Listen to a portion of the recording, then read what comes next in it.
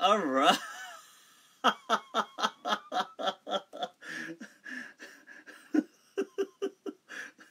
Alright. Wait there. Let me just share this, folks.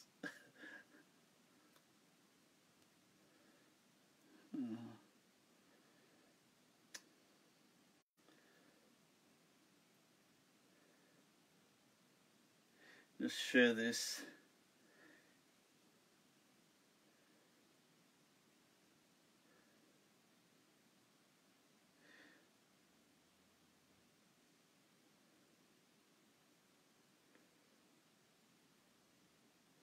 Un momento, un momento. All right. You know, I was just setting this up and it had this feature on there. So I was like, what is that button? So it did this. I was like, I like this. All right.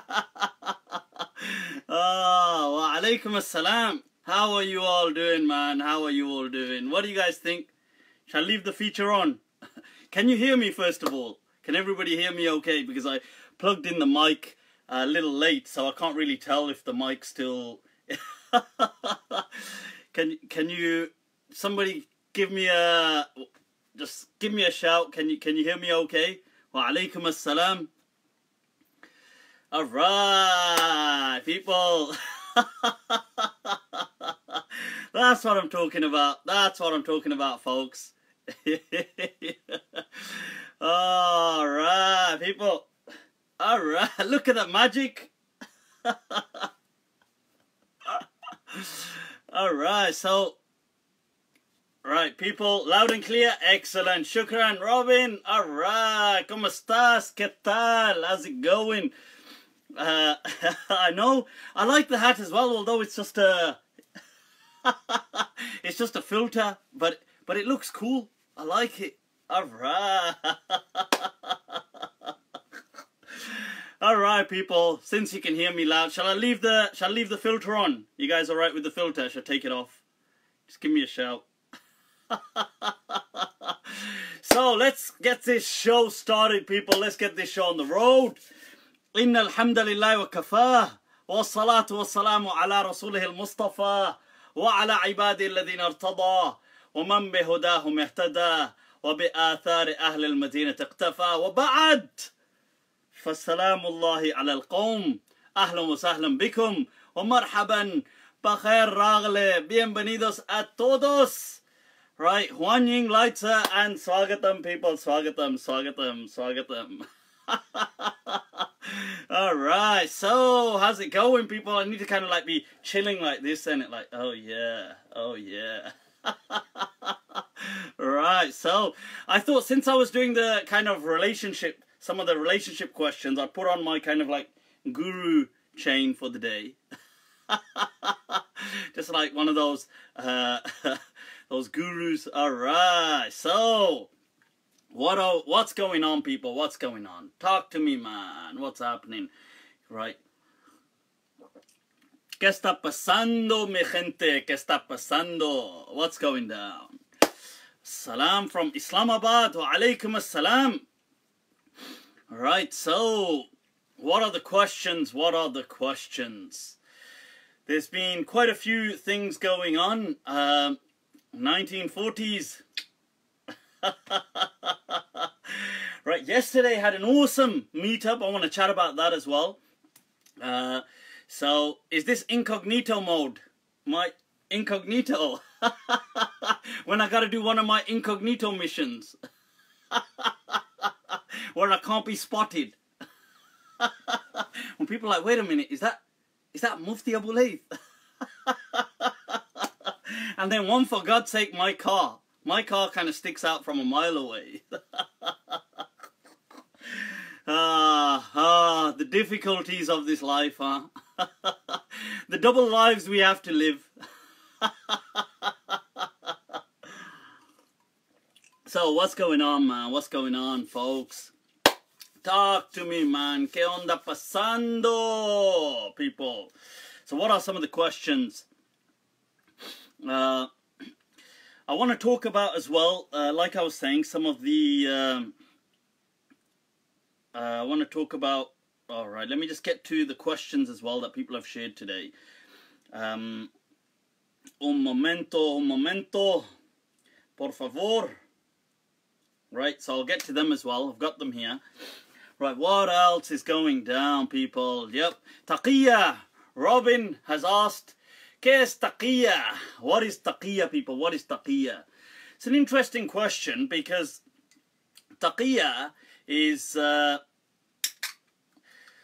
Taqiyya means to kind of... What it actually linguistically means is it's from the same kind of root as taqwa and things like this. I mean, the roots of these words. And it means to kind of protect and to kind... That's the kind of meaning in essence. What it kind of has connotations of. What it means in the general kind of Islamic sense is more to do with the ability to lie, or the religious license to lie to people, to safeguard the whatever. It could be the religion, it could be other things, to kind of safeguard them, the ability to lie, or the license, not the ability. We all have the ability to lie, but the license. Generally speaking, it's really deemed a kind of Shia thing. It's a good question, to what extent do the Shia generally say that they openly practice Taqiyya? I'm not really sure. But it's more a Shia thing than a Sunni thing. In general, I'm just saying that's what Taqiyya is. So when people will say, oh, they'll say, people are saying, Muslims are saying anything, but they're just lying. They're just pretending to like us and to do these things. But really this is Taqiyya. Like it's just a kind of pretense. And behind closed doors, they're very different. In all honesty, if we're going to be honest about the situation, there's a few things to look at. One, unfortunately, although this thing is used generally against the Shia, but unfortunately there are amongst many Muslims, general Muslims, the Sunni Muslims, there is this culture of Taqiyya. Although they probably don't use the word Taqiyya, because that's probably more seen as a Shia thing, but there is this culture. Unfortunately, I don't think it's amongst, I'm not saying it's amongst most Muslims, but it is amongst some religious Muslims. So they will do things like, in front of non-Muslims, they will say they will say certain things, even they know that behind closed doors we're just kind of pulling one over them. So you get this a lot, like people will say things like let's say when they're getting interviewed by non-Muslims about, like let's say they're getting interviewed about are men allowed to hit women or their wives? So I think I watched a lecture by, I don't know if it was a lecture or an interview a while back by, I think Muhammad Hijab it was. And he was being, was it Muhammad Hijab? I think it was him. In case, if it wasn't him, then okay, somebody, but that's who comes to my mind. Where he's being asked about, what is this verse in the Quran that you're allowed to hit your wives? So he kind of says, well, no, you know, this is talking really, you see, the verse is really talking about the wife is hitting the man, and the man in self-defense is hitting her back. Now, that's like, besides being the most ridiculous thing, that obviously that's not what the verse is saying, right? And the interesting thing is, neither do any of the Salafis believe that the verse is saying that. So that would be a clear example of applied Taqiyya. Although they wouldn't call it Taqiyya, because Taqiyya is more a Shia kind of, they would deem that this word a Shia concept. But generally, this is the kind of example that, you see now, a non-Muslim might catch out the Muslim here. Or he might not catch him out there and then, but he might go away, read the verse and say, well, actually, that's not what it says. And actually, I've read all your Islam QA and Salafi websites, and they very clearly say you can hit the wife, they will say. Now, I've answered this in the past, saying these verses, I've mentioned, I've got a whole detailed response that it is haram to hit. These verses were abrogated.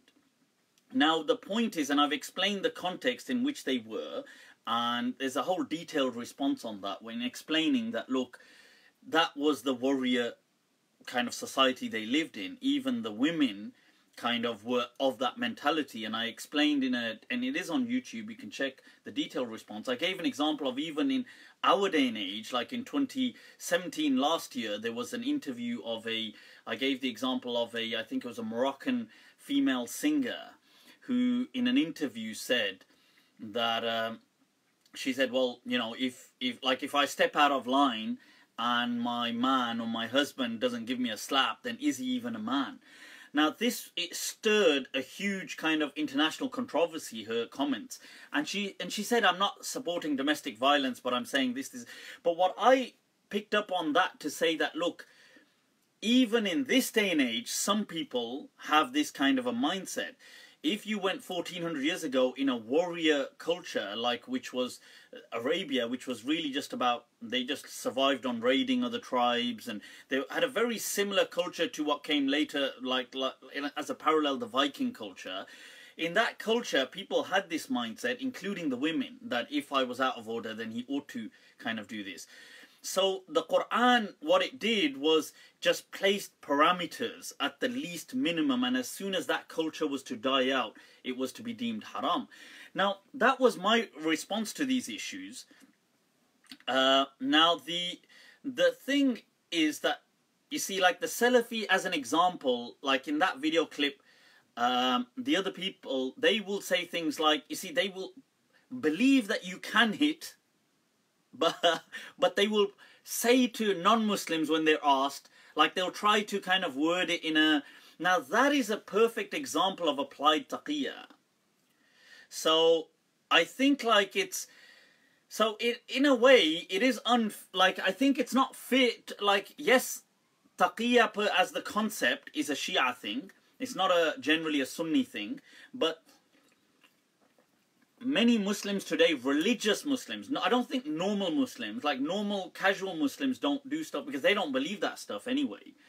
But it's the kind of practicing religious Mulvi kind of Muslims that what they do to the media. So that is a good example of this lying, and that does great harm to us, because I would ask that, look, you see, the fact that you're lying, you recognize this is wrong.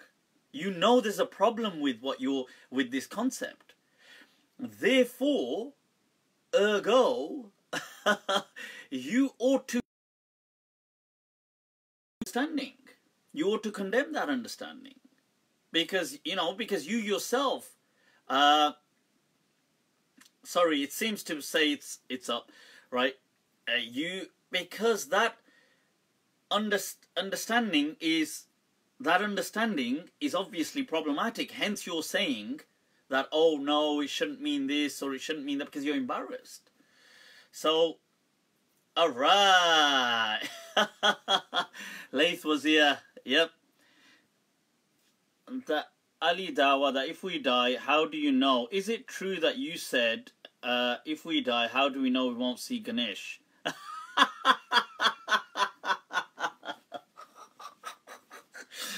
Look, guys, first of all, I'm surprised that people, you know, this is I want to say something here. I want to say something. Look, if I give somebody the courtesy of coming to hang out with me, to chill out with me, and the person I am, forget behind closed doors, live, I'm somebody who's always cracking jokes.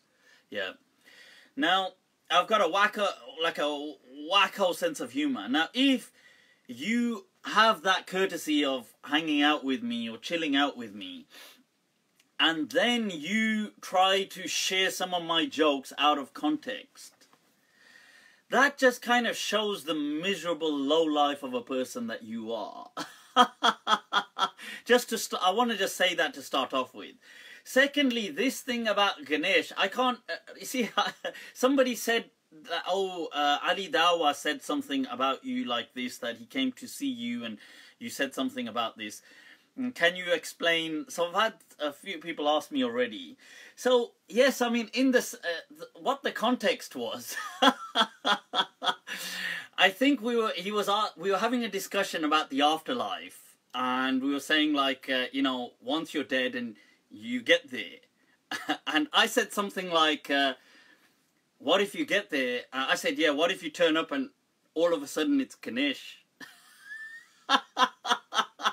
And I was, and then you're like, uh-oh. So I just kind of burst out laughing. So obviously, I mean, this is obviously a joke. It's not me saying I believe that Ganesh is God. Come on, behave, people. But you see, I'll tell you what is, look, I'll tell you the double standards here, though. This is interesting. When Ali Dawa and Muhammad Hijab came to see us a few months ago, and it was and they sprung the visit on me. I didn't know that they wanted to kind of have a dialogue and a debate and stuff like this. And they just contacted a mutual friend and said, oh, we're in Birmingham, just want to say salam to Mufti Layth. So I said, yeah, cool, come down, people, it's all good. I didn't even know they were bringing Muhammad Hijab for a debate. Now, we sat there and we debated on so many topics. He honestly was shocked. I think he was so underprepared. He probably thought that, you know, because I just look the way I do, I totally don't know my stuff.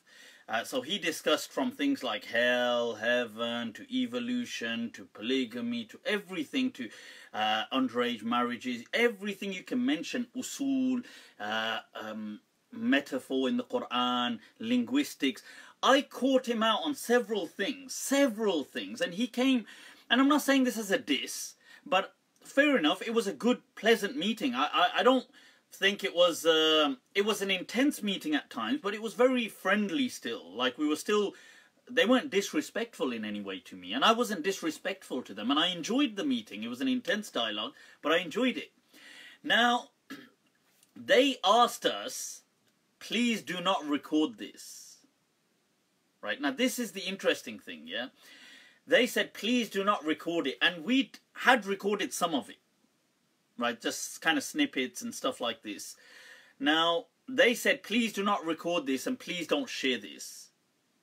So, because they were very courteous and respectful whilst they were there, even though we were intensely debating, but they were kind of still respectful. They weren't rude in any way. They weren't kind of like, you know, taking personal digs or anything. Very respectful like that. We had obviously one could say a very profoundly intense dialogue and debate, but still very respectful. So we honoured that.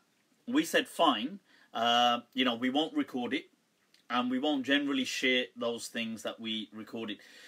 But then, you see, that's the thing then. So that's kind of like disappointing to say, well, okay, because you saw that we were kind of getting one over you, in a debate and dialogue, you asked us not to record and share, because we sat there for something like 3 or 4 hours. It wasn't a short sitting. But then you go and share tiny jokes of mine out of context to make me, you know, not that it bothers me, but still, it just shows the character. It shows the character. ठीक है, चलो, कोई बात नहीं. Well, let it go. It's all right. So, right, so people, how's it going, man? What's going on? What's going on? What are the... I know, I thought, what the hell, let's try this look. I could switch it off, but I thought, you know, what the hell.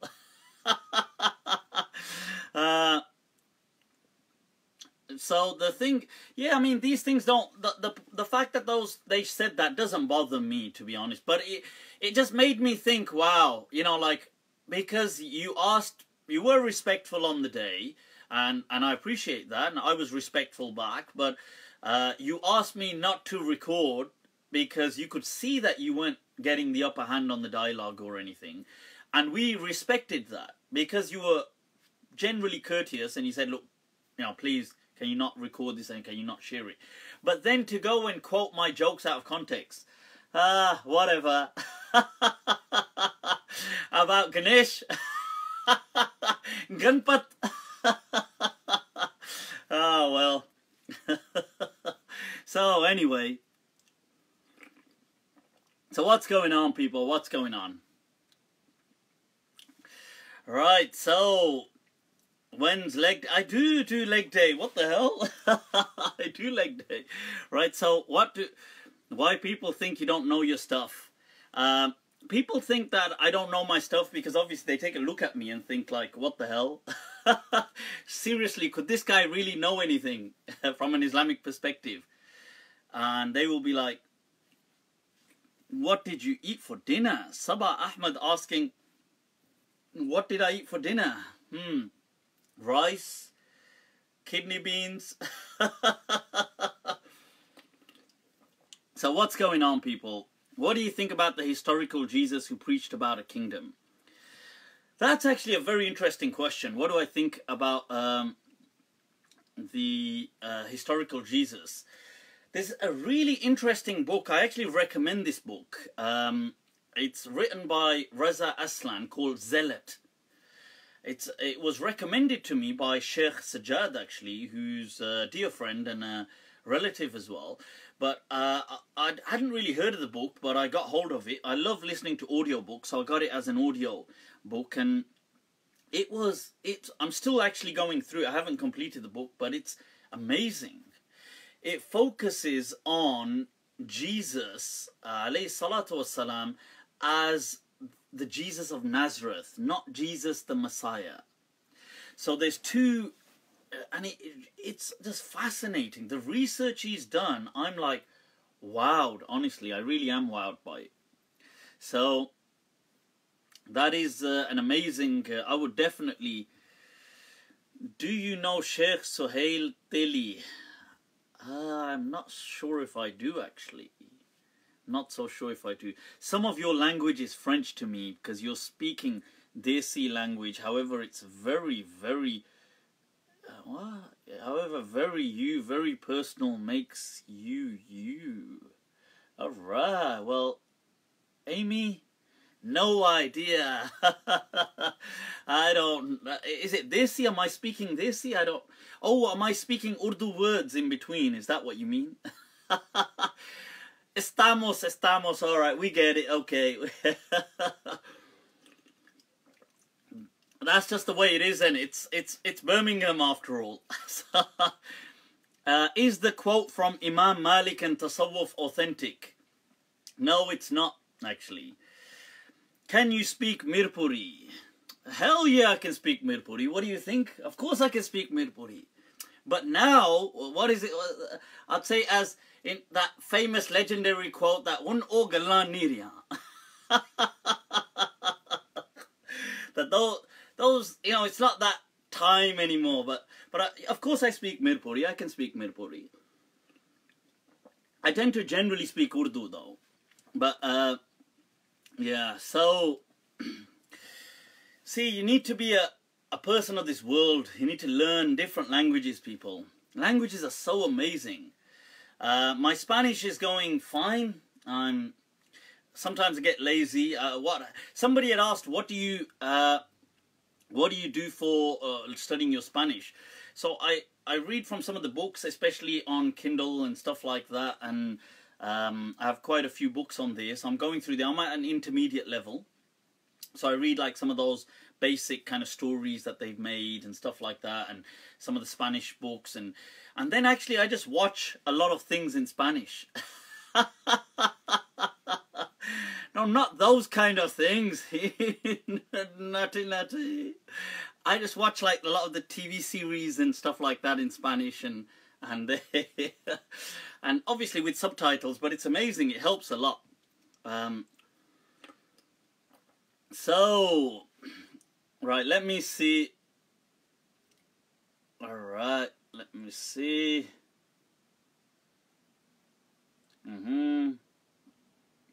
Trying to... Un momento, por favor. Un momento. Alright, people, here we are.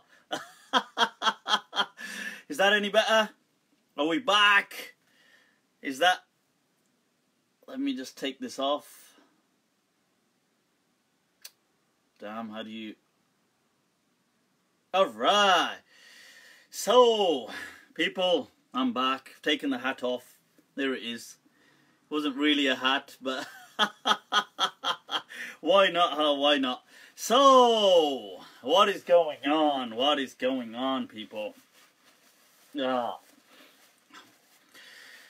Right, now, somebody had asked some questions about, do you watch Ertugral?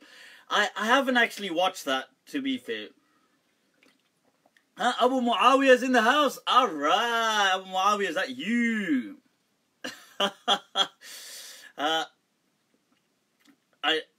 Right, so people are saying put that hat back on. Somebody had asked a question about what is it?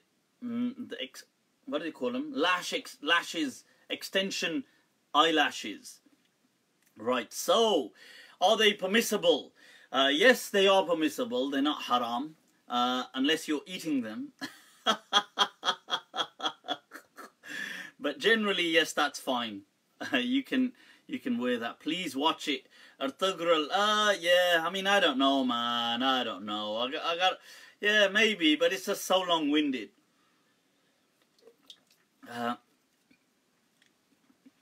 He's on one. I don't know what that means. Right, so 5 meter extensions. 5 meter extensions. Yeah. What kind of what stuff are you smoking? Tyson is fluent in Mirpuri. Acha. Sunni Defense is obsessed with you. Yeah, they are. You know, I have that effect on people. It's a curse. People, they either love me or they hate me with a passion. Is that I think the internet may have been wavering, but hopefully it's back. So, yeah, this thing about eyelashes and stuff like that, it's not haram. But that said, I want to add a caveat here. Right. Pay attention, folks. Pay attention. So what it is, look, makeup and stuff like this, I've mentioned before, is not haram. Yeah. And people, you know, many scholars have mentioned that. Sheikh Didu, the Mauritanian Maliki scholar, Sheikh Ahmed, what's his name, Ghamidi from Saudi Arabia has mentioned that. So these kind of rulings are already there. I'm not the first person to say stuff like that. Yeah, that was iced coffee, that just to kind of get me into, to wake up shot, people. So, and obviously my real drink lies right here. So, that said, I want to say a little caveat here, and especially since I was asked a lot of questions about relationships. So I thought, well, you know, today I'll tackle some of them. And since this ties in remotely, I suppose, to relationships.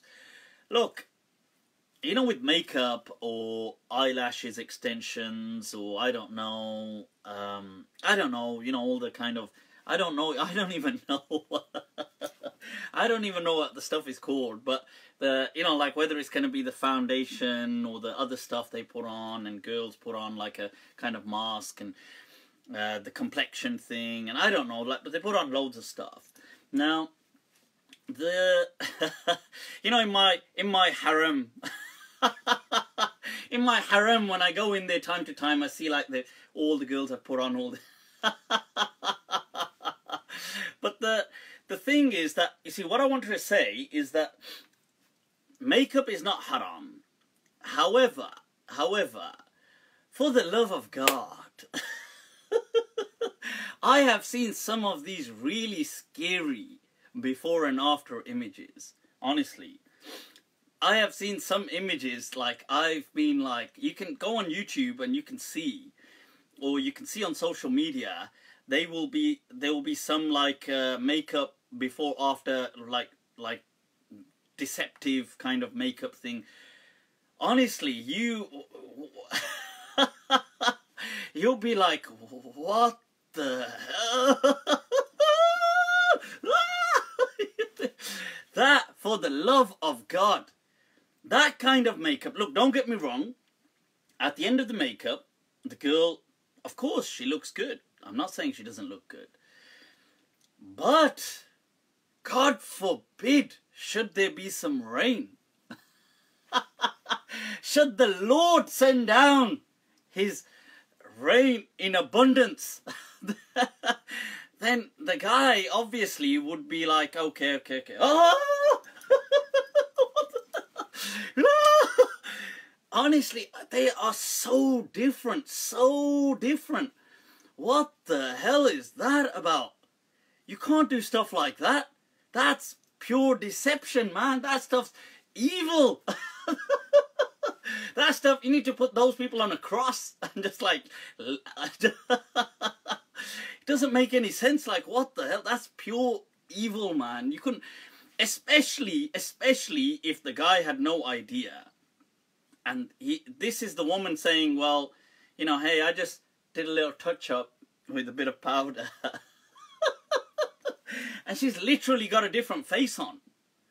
So that is like, whoa, like some of those pictures I've seen, they're so bloody scary. Like you'd think, what the hell? Like, can you imagine if that was an arranged marriage? And the guy's like, okay, and he goes to sleep like that. And then he wakes up, oh! He's like, bro. It's like, bro, have you seen my wife anywhere? He's like, uncle. He's like having to wake her up. He's like, uncle. Have you seen my wife anywhere? Man, that stuff is just so scary, man, honestly. So that, I would say, is definitely, that is forbidden. People like that, do not do that. That is just some evil stuff. Makeup ought to just enhance people, not kind of deceive the hell out of the other person. So anyway, let's take some other questions. So with wudu with lashes, getting lashed with what? Huh? Not oh, eyelashes. Acha. Eyelashes. So eyelashes, yes, you can do wudu with eyelash extensions. You can do wudu with makeup on. You can do wudu with nail polish and all that kind of stuff on. I would have shown you, but I don't. It's only on the weekend I wear it. I don't wear it during the weekdays. No, so you can do wudu with what is it, nail polish. You can do. I've given these fatwas a while back. You can do wudu with false nails. You can do all of this stuff if they're kind of stuck on, not like something which immediately just comes off. But if it's things, I don't know how long women keep on false nails. I need to really get like a need to do my research more thoroughly. Just goes to show how much attention guys pay. Guys just don't pay any attention to, I mean, they pay attention to the thing, but they just pay no attention to any of the extended detail, like how long does that stay on, how often do you change. Guys just like, okay. I'm not really representing the male species very well, but still. So, yeah, so as long as my impression, I could be totally wrong in this, but I think, let's say they leave it on for a week, I think. I don't know, random guess there. So let's say it is a week. In that case, they can do wudu on top of that. That's absolutely fine. Because that becomes the apparent and the exterior to which wudu is done on. So, I mean, and the same with makeup, same with, I don't know, whatever kind of atta, whatever kind of flour is put on the face, and a lipstick, or I don't know, whatever it is, you can do wudu over it. Okay, wudu was just I'm representing the entire male species right throughout. So right throughout the entire animal kingdom, right? So, and if it's longer than a week, fine, same thing. I was just saying, whatever, I was just guessing, some guesswork there. But still, the main point is whatever is the exterior, the whatever is the apparent, that is what gets washed. So that's fine. You can just do wudu over that. What do you think about the our father? Huh? Our father, Robert. I didn't know we had the same father. Huh? Abba?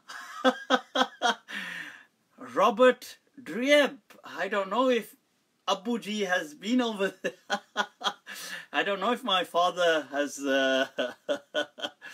has in his days been to this part of the world. But what do you think about the Our Father being being an original text or message from the Injil?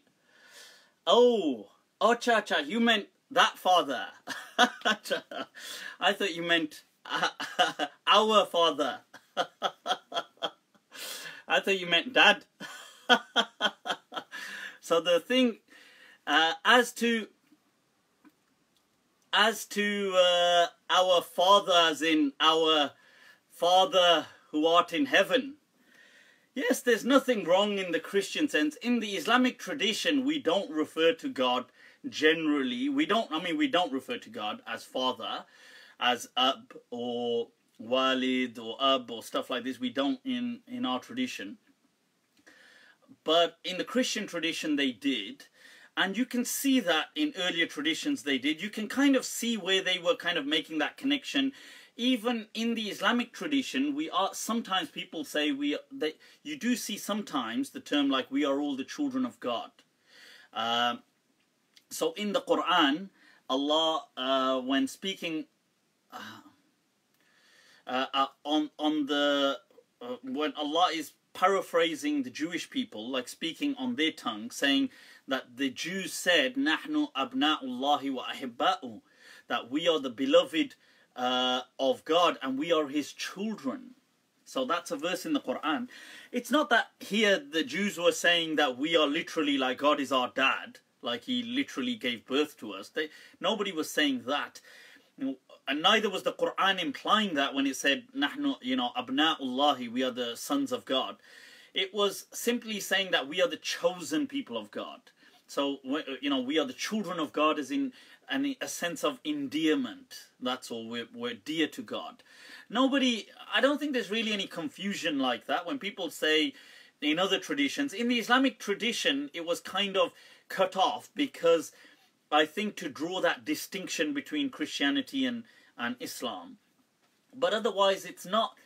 I don't think people confuse this. I don't think so. I think most people, if you said to them, human beings, we are the children of God, they know exactly what you're saying. They're not that dumb that they think God came and literally kind of impregnated the mothers of these people. I don't think anybody thinks like that. They understand that when you say we're the children of God, that we are God's special people. That's what they're trying to say, like a special creation of God. So that's fine.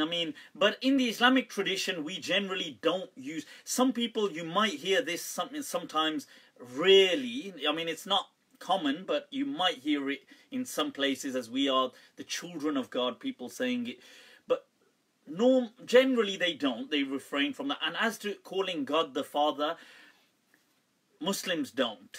Across the board, pretty much. Yeah. So, but it's not. But we understand where the tradition is coming from. It's not coming from a anthropomorphic that, God literally came and, so and so. It's a sense of endearment. All right. What do you think about the ring parable from Lessing? I've got to check that out, actually. Did you vaccinate your kids? I'm pretty sure they were vaccinated. I'm not against vaccinations or anything. I think vaccinations fine. Like, I'm sure. I don't know whether I'm sure they've got more vaccinations today. But when we were kids, didn't we all get vaccinated? Wasn't it the tetanus jab and some other jabs? I'm sure I've still got it somewhere on the shoulder. They came to school and vaccinated us, and don't people have stuff like do we have the polio vaccination as infants or things like this? I mean, I'm pretty sure, I've heard actually that in some cases in America that because they've stopped having these vaccinations that there's cases of polio. I heard that. I don't check it out thoroughly, but I heard this recently. It's a shame if that is the case. So I think vaccinations generally, I don't think they're a major conspiracy. That's just my understanding. Sabah Ahmed says, vax are poison. Don't vax your kids, people. But then when they get polio,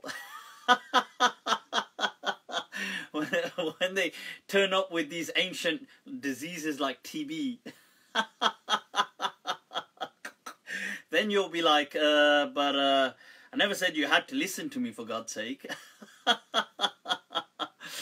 I don't know. I mean, I've not thoroughly researched. I'm not going to just pretend like, you know, it's not an area of like kind of passionate interest for me. I've not been so, but I'm not fussed. I would vaccinate my kids. Like if they went to the doctor said, it doesn't bother me in essence. To me, it's not the same as the doctor saying, hey, do you mind if I just take a kidney out of your kid? To me, it's not like that. Like that would obviously hit quite high on the what the hell. But this isn't really, to me, a big deal.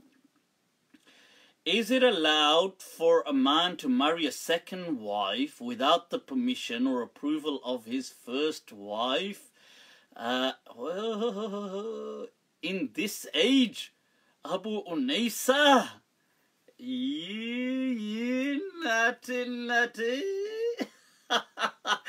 Abu Unaysa, quick, get Abu Unaysa's wife, tag her into this. Tag his first wife in. Make her go live. Say assalamu alaikum. So Abu Unaysa has an interesting question. Unaysa, if you'd like to respond. That would be that. You see, this is an interesting discussion. Plural marriages, plural relationships, how do they work? You see, this is one of those kind of damned if you do. Like, I suppose men generally are very polygamous by nature. That's just males in general, throughout different species, not just humans. But humans, obviously, as we're concerned with, but species in general. Now the question comes, well, within a context of marriage, how does it work? How does these kind of second marriages, third marriages, this kind of stuff, do they really work? I think in a lot of these cases, they are generally recipes for disaster. I think they generally are, if I'm going to be honest. They usually do, I think, end terribly. They just end quite terrible usually.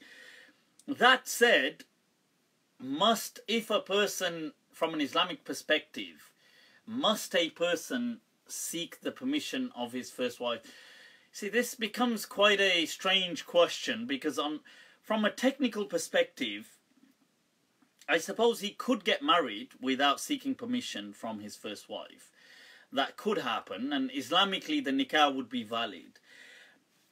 The issue would be that the first wife, obviously, then would she know or would she not know? Would she find out or not find out? So one scenario, if we run one scenario, he keeps this as a little secret and kind of keeps that going.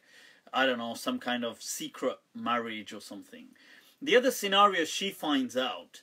Obviously, I think most women would never be happy with that kind of a situation, which then results in her either compromising or her leaving. And she, at that point, has the Islamic right to leave that relationship. She can definitely apply for a talaq, and she would be granted a talaq unquestionably.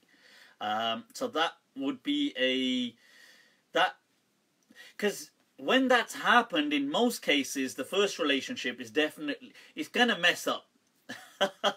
It's just a matter of time before, you know, it's like that, you know, you get those YouTube clips like, it was at that, you know, and the guy jumps off the shed and it says, it was at that moment that Jackson realized. And it says like, beep, he'd effed up. And then he smacks his head on the thing. It collapses.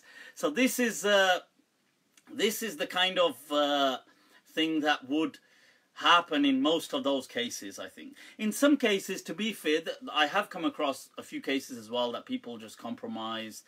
I think relationships are really difficult in general, ain't they? They're like really, because people, and then time, and then people drifting apart. But then I suppose if there's children, and how do people keep all of that together? So it becomes quite a tricky kind of situation, that how do they, because people sometimes don't want to tear apart families, but then they don't really want to be with each other either, or maybe they don't mind being with each other, but only to some extent. And I think human beings have a fundamental need for space. They need their space. I think that is so true, though. I think people, I think they will begin to annoy each other if they don't have their space. And I read somewhere once, it was an interesting book actually. It was written by this lady who's a kind of relationship alleged expert, and I mean, not a Muslim book. I mean, it's a non-Muslim book. It's not it was just like an academic work on relationships. I've forgotten the title now, but it was speaking about how men and women are different in relationships, and I really, there was one thing that I kind of read in there that was really, I thought, wow, that is such an acute observation. And she said that according to research and her understanding, that men and women, they have different needs for affection. And that men, you see, although women, she said, is kind of like a straight line. This is actually kind of, it's like linear. But she said men tend to, no, it wasn't that Men Are From Mars, that book. That is a good book as well, but this was a different one. In this, she said, men seem to have more of an elasticated, she said, response. So it was like you had a chart, like a line, and you had this like a wiggly, so it was like that they stretch away and then come back, stretch away, come back, they stretch. And she said that's how men in general are, like they're not linear, like they have this kind of, it's like a rubber band, like they'll kind of go away, come back, go away, come back, go away, come back. And she said and that's their kind of need for affection. And I don't know, like I thought about it from an introspective perspective, and I thought, bloody hell, that is kind of true. I thought, you know, like, I suppose as a man, there'll be like kind of moments, like there'll be, and then you'd want space, but then it's not a kind of straight, and I could see, I thought, bloody hell, that's such a good observation. And so that's an interesting point. So I mean, these things, I think relationships in general are difficult. So this whole thing of second marriages, and I mean, people do them. What I would say, you see, one thing I would say, or not second, whatever, I would say one thing. Look, whatever people do in life, yeah, relationships are kind of up to people that are consenting, that are, you know, adults, that know what they're doing. I would say that they shouldn't, in general, be, like, you see, what the key thing is that you shouldn't be really harming or deceiving people to, with that kind, I suppose some level of deception, it could be argued that we all do as human beings. Somebody could say that, and that's, at a very low level, I would argue that, I mean, I would agree that that is probably true, that all human beings to some low level are always involved in, you know, whether it's a compliment to somebody that's not really true, or whether it's just agreeing with somebody even though it's not true.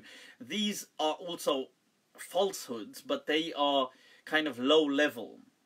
And these things are, I think human beings, society couldn't function without them. Brutal honesty is just too harsh. But I think in general, the substantial harm I'm talking about, the kind of substantial deception. So with these secret marriages, the problem with these kind of things is that people mislead sometimes. And I think it's perhaps more than sometimes. So they will, let's say this girl, she'll do nikah. So people will, like, let's say some guy will say to her, oh, I'll do nikah with you, this. And really in his mind, he's just thinking, well, you know, I'm going to leave her anyway within, let's say, a few weeks. Now, how big are my hands? I don't know. Are they normal, I take it? So the thing is that she, in this case, now she might agree to that, thinking, well, fine, you know, that's not an, you know, but he's telling her, oh, we're going to have a long-term relationship, we're going to be like this, but he's just lying. See, this kind of stuff I do feel is categorically haram. Why? Because, you see, you're setting people up for like a huge failure. And it's not just a huge failure, you're leading them to distrust relationships as a whole. So we have to be very careful about things like this. We have to treat these things very seriously. Because then that woman would go on to then not trusting any men. Which, I mean, to some extent, like, is understandable. Sorry guys, don't worry, I'll hold the fort in a moment. But to some extent I can understand is may have some truths, but generally speaking it's not fair to kind of completely break her trust in relationships altogether. This is why, you know, yesterday we had this amazing meeting with some of the Shia brothers, came down. I'll talk a little about that as well. And one of the discussions we had was about Mutah, about temporary marriages. Now the thing is that, alright, people are just fixing up my tash. So one of the interesting thing about Mutah that we were saying, because I was speaking about one of the works by a Sunni Maliki scholar, contemporary. I was just checking if I had the book here, but it's downstairs now. It's on, it's called A Revised Reading in the Sunni Tradition of Mutah. And it was his thesis, and it's a very interesting book, and I haven't actually gone through it yet, but I've watched his debate on it and stuff like this. His name's Ibn al-Azraq al-Anjuri. He's a Moroccan Maliki kind of academic kind of scholar. Now, you see, the whole thing I was saying is, despite the fact that a lot of Sunnis, not a lot of Sunnis in general, but some of the Sunni scholars will really insult Mut'ah, I said, but if we're going to be fair, at least Mut'ah is very transparent. Like, at least they're being straight up. Like, they're not deceiving each other. Like, at least they both know where the relationship ends. Like, it isn't a... Because then I said that what you have in a lot of these Sunni things is these Molvis and these religious people going and having these undercover marriages, where then they just leave the woman just devastated. And wouldn't they rather that they just were, you know, in that case, very just clear. So we had a really interesting discussion on Mut'ah, and I said that I think, and Ibn Ashur, who was the great Maliki scholar, also in his tafsir said it was not haram. But I said that my understanding was, rather than having a self-terminating deadline, that this relationship definitely terminates at the end of 3 days, or I don't know, 72 hours or 1 week or whatever, that there should be, in my understanding, that there should just be a clear understanding between a couple, if they're mature, they like each other, and even if they just thought, well, you know, we'll want to try a relationship however it is, but with the option that if they, like I gave an example, I said, let's say they were going to spend, somebody was going to spend 2 weeks together or a week together, and then they could say, well, at the end of the week, if it doesn't work out, you know, if we want to go our own ways, or if they have that understanding, or if they want it to work and extend and carry through, that they can, they have that option as well, rather than the whole thing just immediately terminating against their kind of will. So that seemed to me like, I couldn't see why in any way that would be problematic from an Islamic perspective. But I don't see the Muslim scholars today providing any solutions to the problems faced by people in general, and not just young people, just people in general. I don't see them providing any solutions, because I mentioned, and we recorded the whole dialogue, the sit down we had yesterday, and hopefully they're going to release it in segments, and it was very good. Source can't find anything in the Quran. I'm not sure what that question is referring to. But today what I was trying to say is that there's a huge deficit, a huge lack of solutions to relationship problems. Okay, so people are struggling. People are living in societies that are hypersexualized. This was another thing I said, that religion with a capital R, and Islam is a part of that, and religious scholars don't really have a solution to. Currently, they're not providing. That is sexual incompatibility. That how do you know that you're sexually compatible? And this is something, it's a huge part of relationships. I mean, sexual intimacy is a huge part of relationships. So if there is an immense incompatibility there, how would that even work? Like, how would, and I suppose, from a religious viewpoint, they don't really provide any solution. They just say, well, and what I was saying, that people need to kind of do ijtihad. Scholars need to kind of step up to the challenges and say, well, what do we do? Because this is these are everyday problems. The amount of cases I speak to where relationships have broken down, within 6 months to a year, a relationship has collapsed on so many cases. And you think, well, that is, I mean, I'm not saying a person's success and failure has to be measured by their relationship, but still, these are still, it takes a toll on a person. So yeah, you can ask each other beforehand. I have been asked about my size.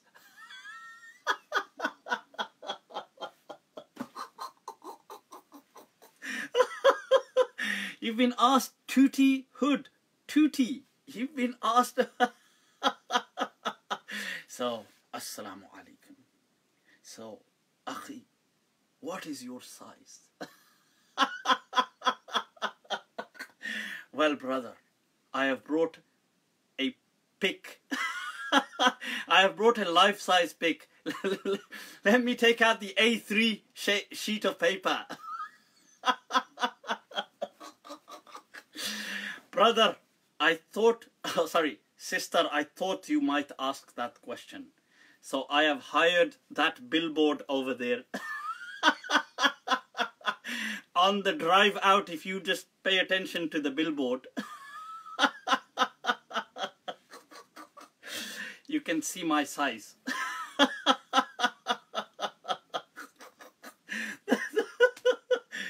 And then you'll have bichare, you'll have those people, there's that condition, the micro. There's a condition called a micro. May Allah have mercy on these people. Right, so how will they answer? They'll be like, you can see this, sister, you may see this thumbnail picture. It is to life. It is to life size. That's how not to do it, people. That's not what I meant.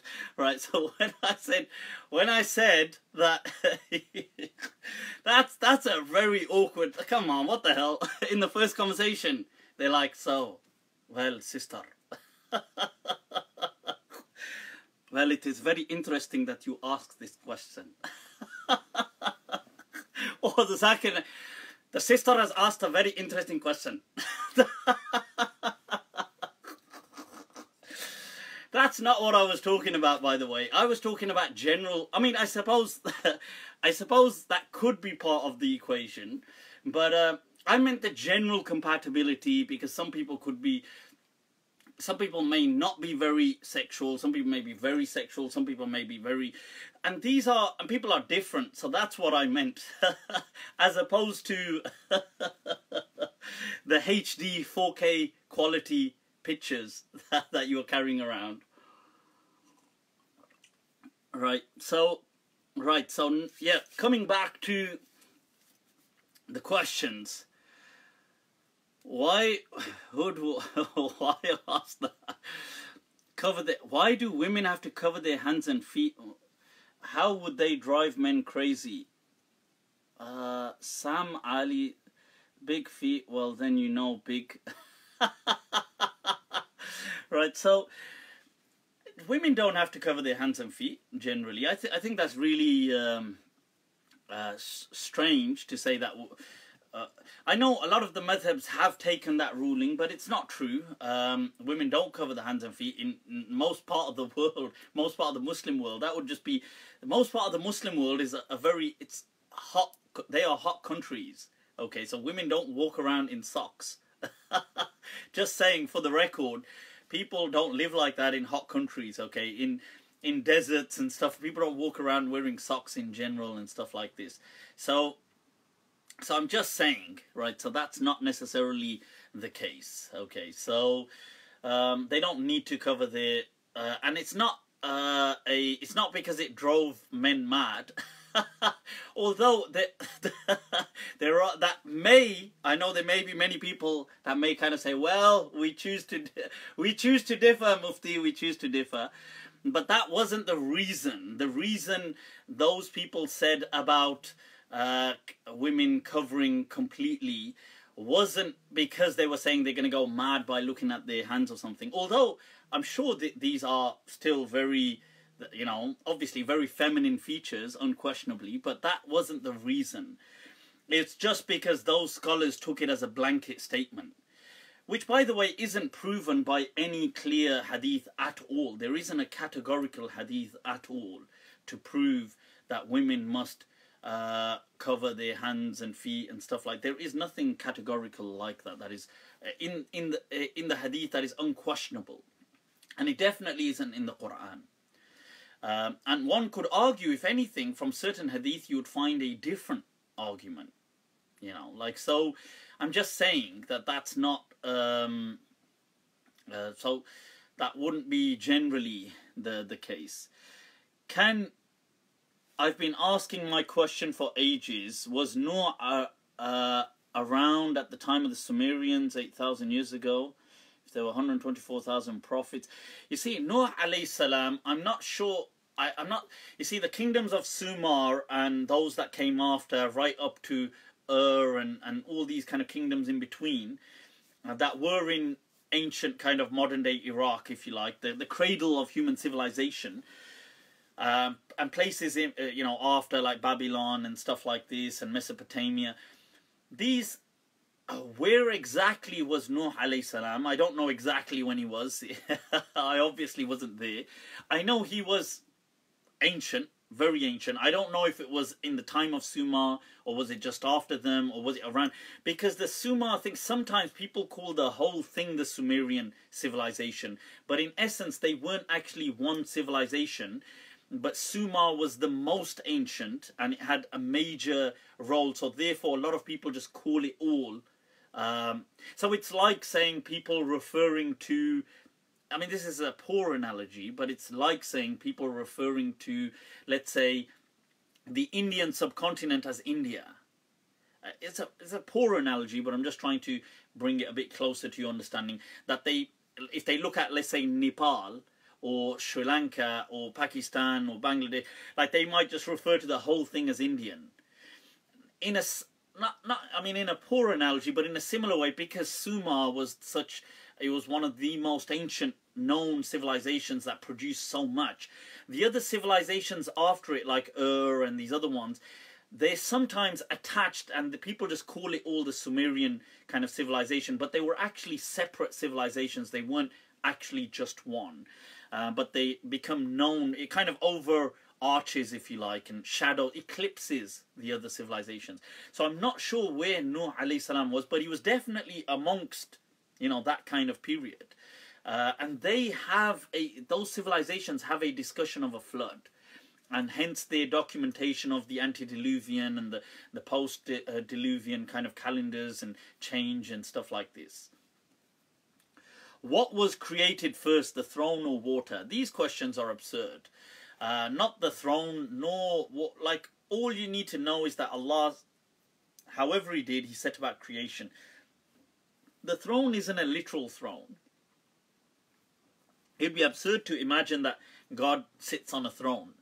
That doesn't make any sense. God sitting on, you know, this doesn't, like, these kind of things are just symbolic. They're just words, like, to kind of have, to denote, like, kind of royalty, and denote that in a language that humans understand. Like, humans understand kings and, you know, majesty, and so Allah is speaking to humans in human language. So He expresses these things with human expression. Not that He is a human. God doesn't sit, like, He doesn't have like a chair to sit on. He doesn't. I know some of the Salafis believe stuff like this, like, you know, God sits on a chair and He has like one leg and one foot and two right hands and two eyes and teeth, and they believe this kind of stuff, and he moves around. Astaghfirullah, but the picture you get is like, astaghfirullah, some kind of disabled, it's like, astaghfirullah, so such a horrible picture that it's kind of getting conjured up. What the hell are they doing? That's like such an insult to God. And then I love the caveat, they say, oh, but don't imagine it. Don't imagine it. You're like, well, it's a bit hard, mate. You know I have a bloody imagination, so you can't say this stuff and then say, don't imagine it. Of course I'm going to imagine it. Asrar Rashid seeking attention. Wasim G has brought that to Sheikh Asrar. Lion. Yeah, I mean, Sheikh Asrar seems to once again have surfaced his head, and he's seeking a bit of attention. You know what was hilarious was last month. Was it last month? Last month, Sheikh Asrar did a talk to refute me, right? So the modern muftis, or the modernist muftis, and nobody attended. And he got like all these scholars to kind of come, and some other scholars from Birmingham, and they did a talk, and I think like somebody shared a picture of it on Facebook. Like, whoever shared it was upset, saying, why the hell don't Sunnis come and listen to Sheikh Asrar? And there were like something like 10 old men sitting there who looked like they don't even understand English, so they were probably just there waiting for Salah. But it was such a... I was like, come on, man, get real. Obviously, you're not going to get... Do you really think people are going to come and listen to you? Like speaking about... Because at least I'm addressing real issues. You see, the thing is, I address real issues. You guys only respond to me. Allah, look at that. Who sets the discourse? All you guys do is simply just respond to me, and you don't even provide a meaningful response. So now Sheikh Asrar said something. I read some post about Mufti Majin or something, and Majin in Arabic means somebody who is, you know, always joking around, and he's always kind of doesn't take things too seriously, and they call that like from the like somebody who's always so like into jokes and humor and stuff like this, and not serious about anything. So they call that like mujun and majin, and from it comes the Arabic word majanan. Like when you say, you know, can I have this free, like without any cost, is like the word majanan. So he's obviously referring to me, saying that, oh, I'm going to respond about this mufti who's a majin. He's just like somebody who doesn't take anything serious, and he's going to refute me, and he's going to discuss the Bukhari issue. I was like, come on, don't embarrass yourself. If you want a dialogue, I will have a dialogue with you on Sahih Bukhari anytime, provided it's in the evening and night, because I'm a vampire. But with that, you know my caveats, my conditions, put them aside. Please, if you're prepared to have a dialogue, I'm right here. I'm right here. Estoy aquí. I'm right here. So, because in all honesty, you wouldn't have a clue on the Sahih Bukhari thing.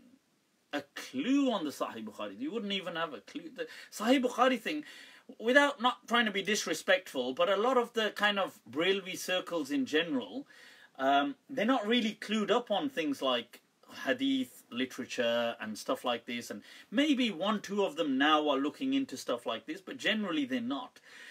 But I mean, I welcome Shaykh Asrar, just reach out to me, inshallah, if you want to discuss Sahih Bukhari, but we got to have a dialogue, not that 19th century Indo-Pak style, I talk, then you talk, then I talk, then you talk to me, talk with me, right? Don't talk past me.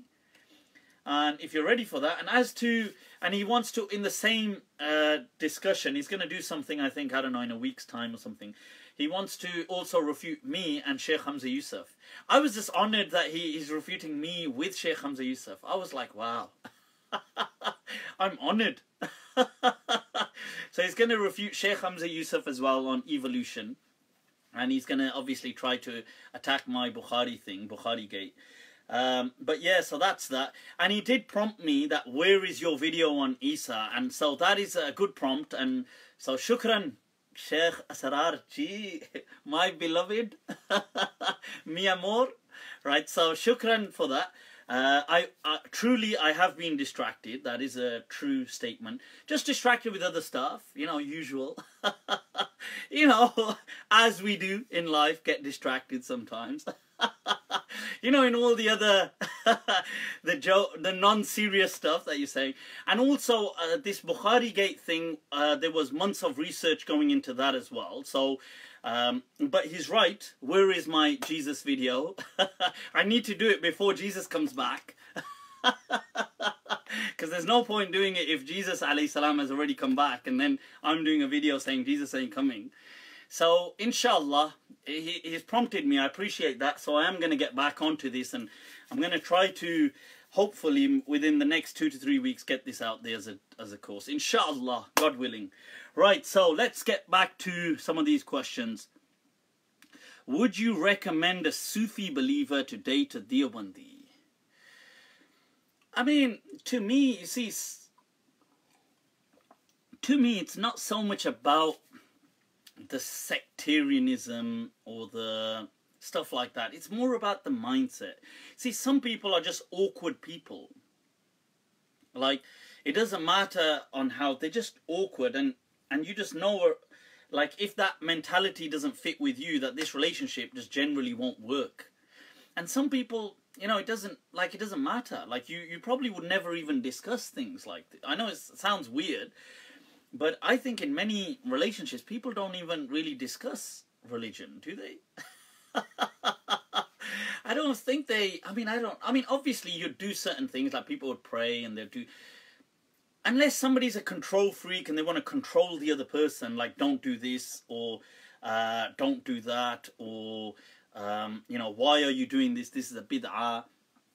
I think if a person's chilled out, it doesn't really bother them what the other person does. Like if, I don't know, if somebody's, like, let's say his wife is a Sufi, or his wife is a Deobandi, or his wife is a Salafi, or his wife is, it depends how much of a, or if her husband is these things.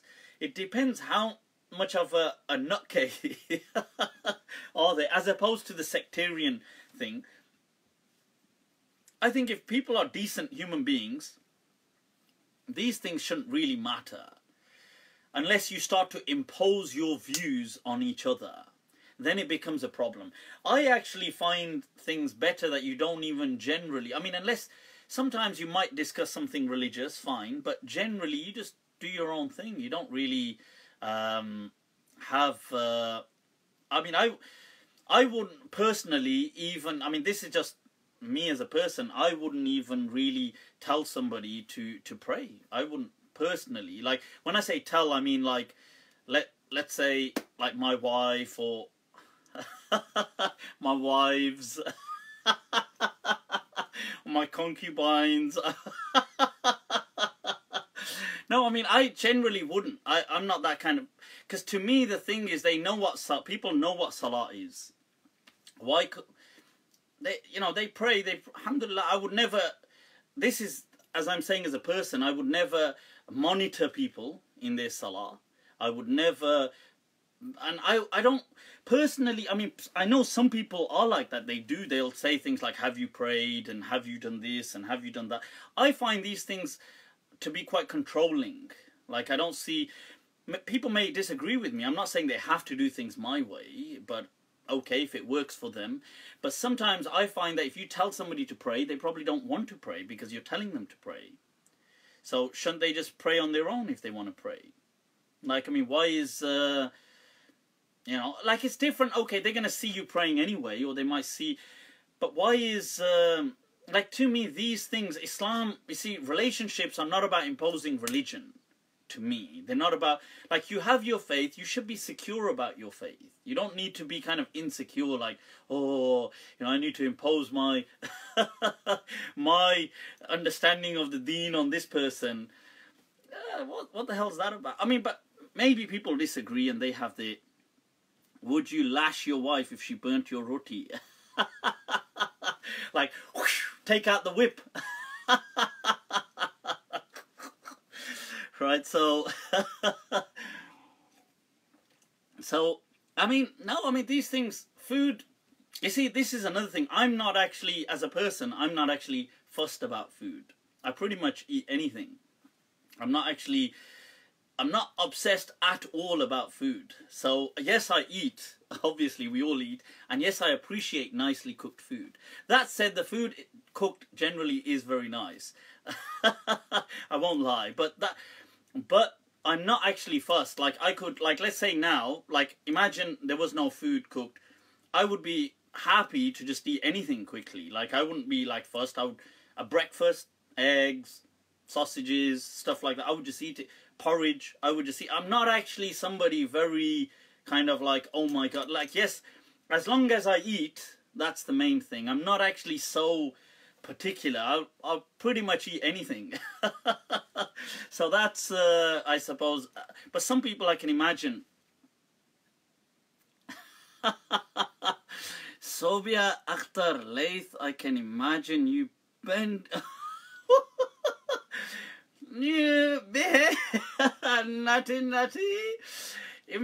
Creating the scandal, creating the scandal. And then I can't handle the scandal, Do you personally view Mutah as halal?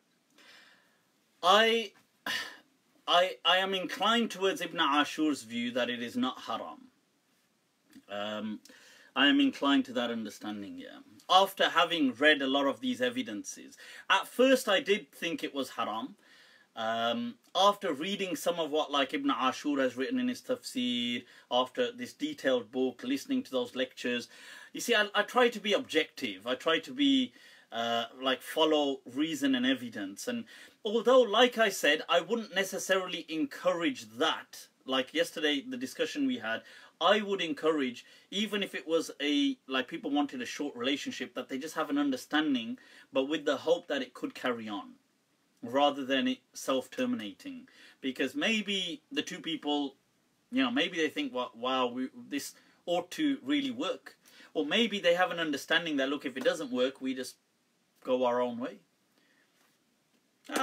It's all, the adults, why are people so fussed? I don't know. One is, you know what it is? There's a lot of kind of, if you're of the khabithin, it's halal. If you're of the khabithin, but this is not right, Wallahi, I don't think, look, if you disagree with something, disagree with it, but don't insult. Like, I don't necessarily, like I said, I wouldn't promote, I would promote the view that there's always hope for the relationship to go on, as opposed to self-terminating. I'm being honest, but from a technical perspective, I can see the problems in declaring now. I didn't first, but I could see what Ibn Ashur has written, and he was the Grand Mufti of his day and age. He was the Shaykh al-Islam of the 20th century in his Tafseer, and this book as well analyzes all these hadith and the contradiction. The problem is that, look, the companions did practice this. Now, when you say things like, oh, and like people say, oh, this is oh, that woman's a prostitute. Don't say things like that. I mean, that's like really, you know, like that's insulting, isn't it? Like, why are you insult? See, this is the problem with religious folk. Like, when they disagree with something, they've got to insult them. You know, like, oh, if the woman did that, she's a prostitute. Why is she a prostitute? Why do you have to call her a prostitute? What the hell's wrong with you? Like, why do you have to be so nasty like that? Look, your scholars, let's say, generally the Sunni scholars, our scholars, they write that to marry somebody with the intention of divorcing them is absolutely permissible. They write this. Ibn Abdul Barr writes in this book right there, this car right there behind me. Alright. He writes that there's agreement on this. Now tell me, isn't that in some ways worse? That you marry somebody and you're just thinking, well, I'm going to leave her anyway at the end of the weekend. And they will say, like, imagine a guy did this now. Like, imagine a guy married a girl and left her at the end of the weekend. They will say that's halal. Because he was within his right. Like, they might say he shouldn't have done it, but they will say, but he's still within his right. Then in that case, why are you referring to the other where they were both just open about it as prostitution? Like, that's not fair, is it? Like, it's a very kind of a demonizing approach. So that's not what I'm gonna. So I'm just gonna say, look, be fair, people. Be kind of, and this way of just insulting people, and you gotta remember the companions did things like this. The Prophet allowed things like this for. Everybody agrees for a certain period of time. At least they agree on that. So, somebody saying, what car do I drive a Range Rover. Alright, the Mufti Mobile. Right, so if you use reason in all aspects, then whose reason is correct? This is a good question, Ayub, and I've said that... Somebody saying I drive a green Micra. That must be my incognito mode. You know, when I gotta go on an undercover mission. Right, so now somebody's asking about, Talha's asking about when was the Mutah actually banned and prohibited. Let me go through the whole book and then I will do a detailed kind of presentation of it, because I wanna know all the evidences and everything. Because he does a very detailed analysis of all the hadith involved. So I don't want to speak... I've got some knowledge. I can understand that right now that the narrations clash, but I want a more in-depth perspective and knowledge of what was going on behind the cogs. So let me do that, rather than speaking out of... yes, the Battle of Khaybar is one incident, but then there's several riwayat. One says it was somewhere else. One says it was the Battle of Khaybar. One says it was a different... And this is the problem with some of these riwayat. They're clashing with each other. She is after Mufti. Who is after Mufti? Sobia is...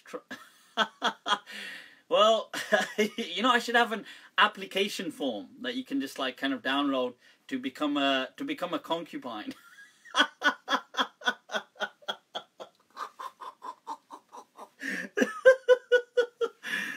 No, I'm joking, people. Oh, somebody had posted on here saying that somebody had posted that to speak about people going through loneliness. The application form would be an awesome on my website. Download an application. Do you teach Bukhari? No, I don't teach Bukhari. I wouldn't have a problem teaching Bukhari, inshallah, some parts in the future. Now, so no, guys, don't pick on... I can see some of you picking on that Sobia. No need to pick on her. Right, so the point is, of course, I know it's all bants and jokes.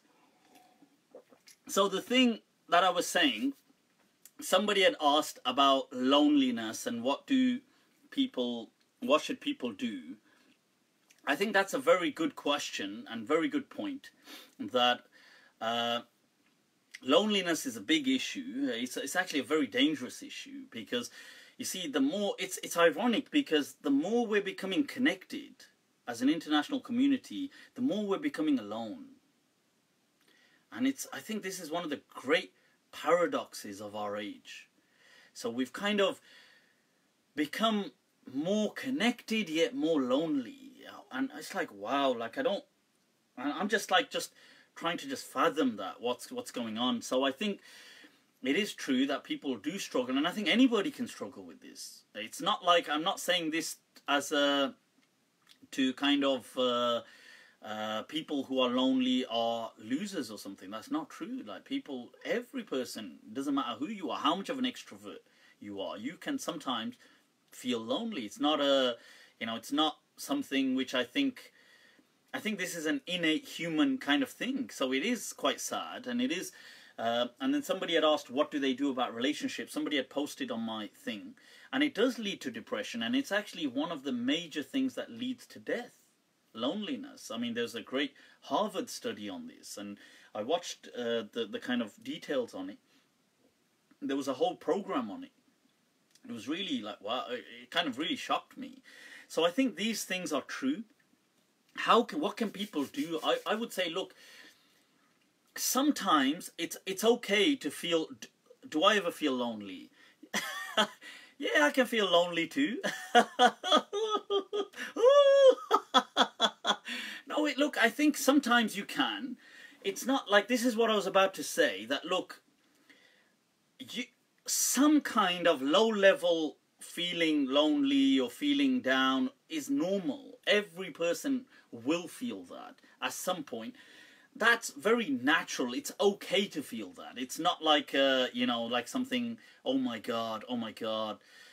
The problem is when it starts to become overwhelming, when it starts to take, when it starts to kind of take over. You know, that's when it becomes dangerous, right? So right. So feeling lonely sometimes, or feeling sad sometimes, is natural. Like, and everybody, of course, I go through it as well. You know, it's not like I don't. I'm actually a very kind of an extrovert person. I'm very kind of like outgoing, and alhamdulillah, I've never had shortage of friends, like stuff like that. That's never an issue.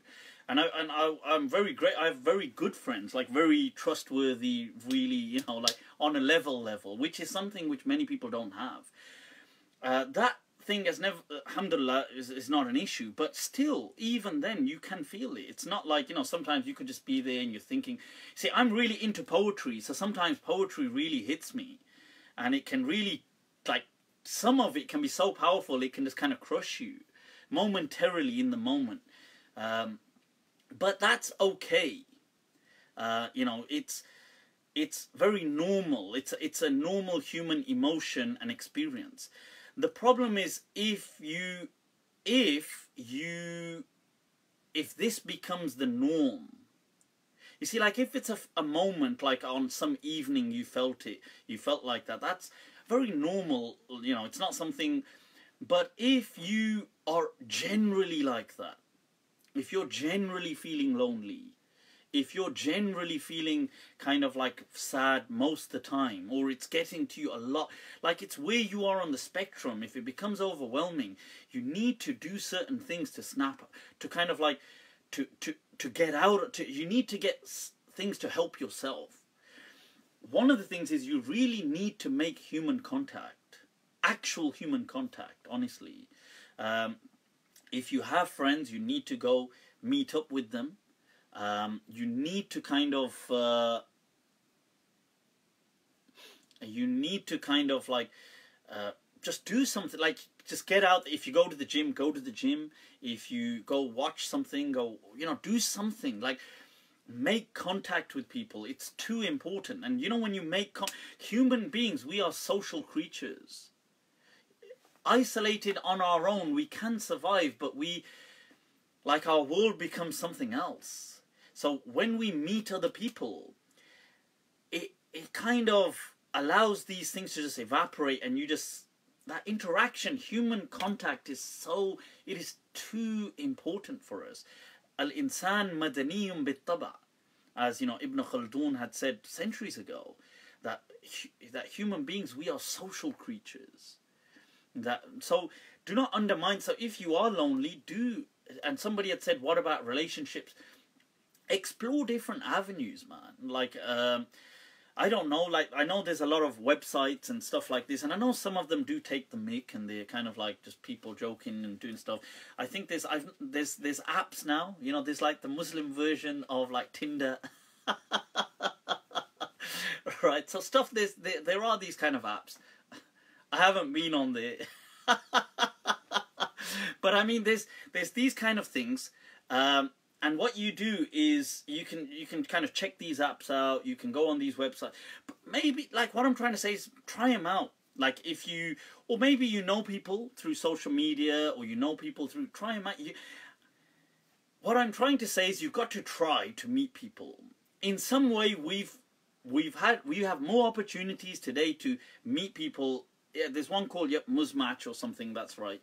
Now there's more opportunities to meet people today than ever before in human history.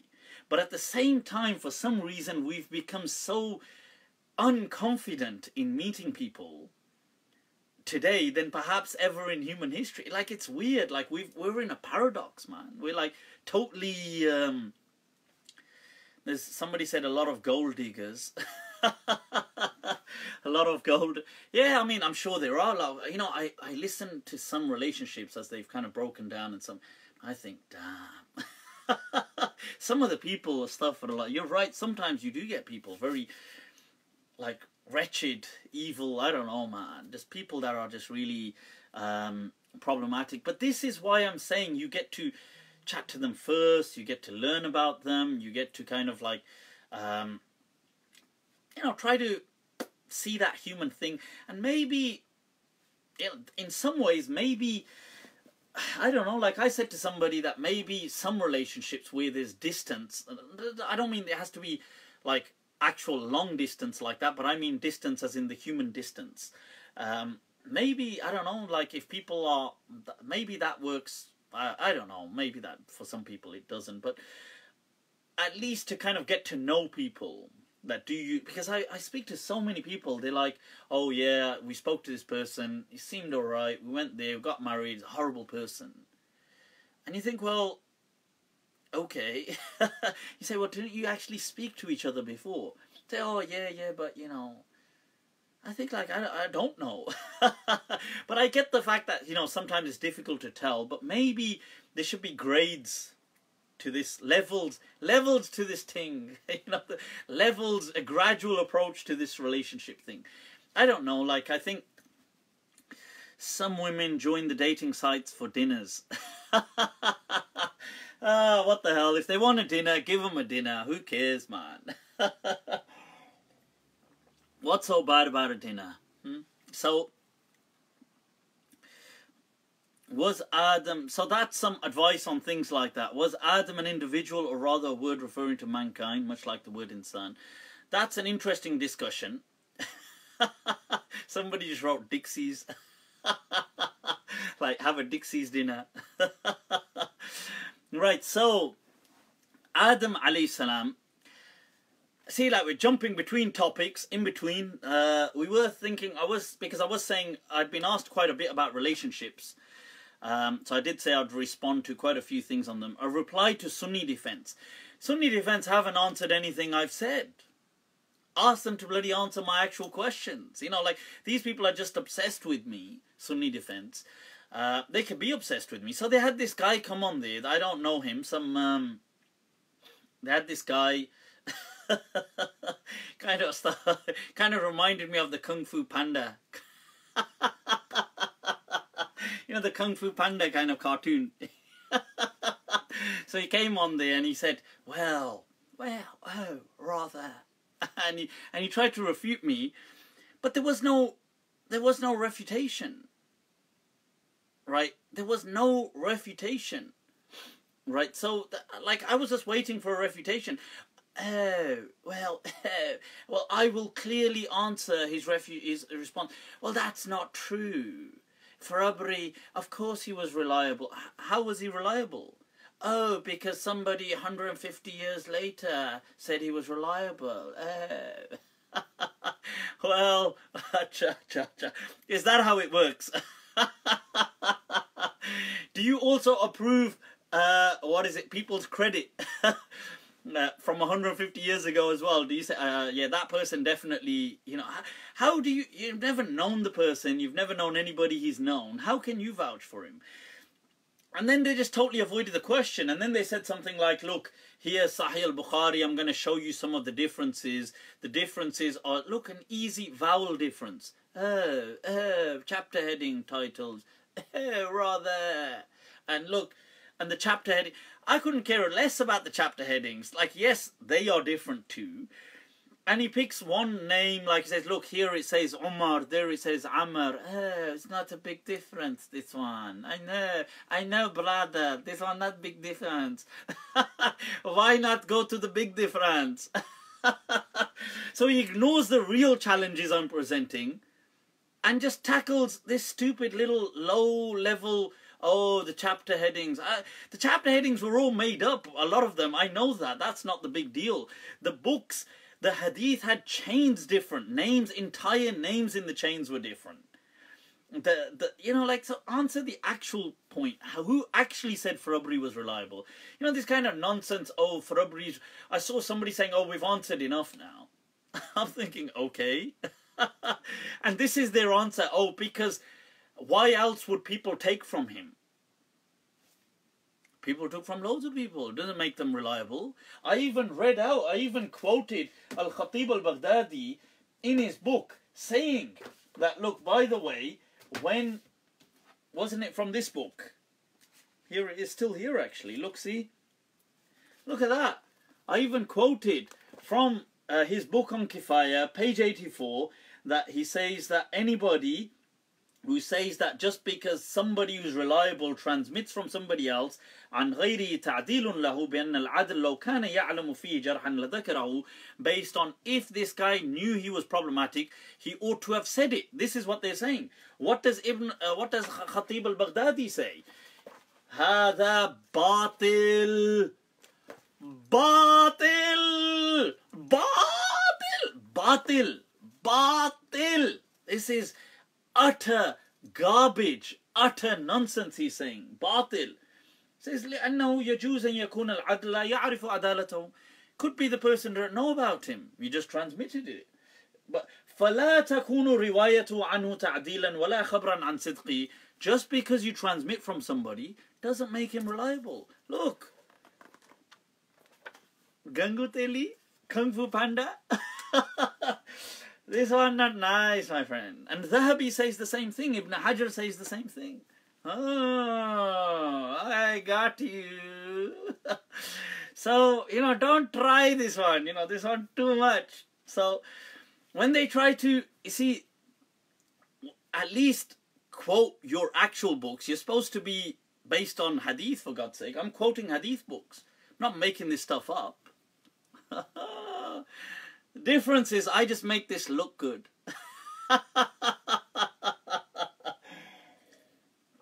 So, yeah, so if anybody wants to answer my actual questions, Bukhari Gate is there and it's well open.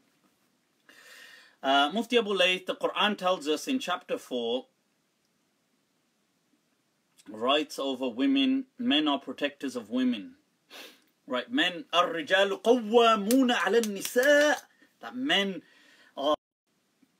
are those who kind of watch over women, are their guardians and protectors. Now, right, so the question is that, what is this verse about?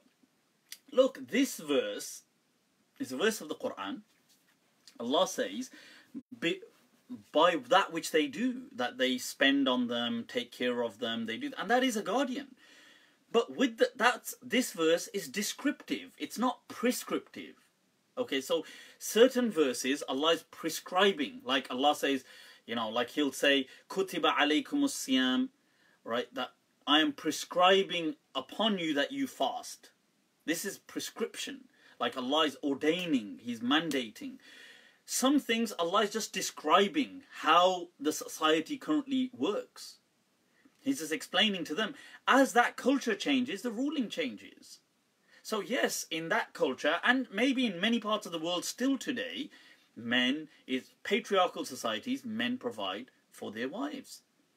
fine. If they provide, then they have that kind of, obviously, gratitude. If somebody's taking care, like if somebody's taking care of me, I have that gratitude to them, and they have that kind of status of being a guardian. Now, if they're not, if I'm taking care of them, many women in the West today, and in other parts of the world sometimes, right? So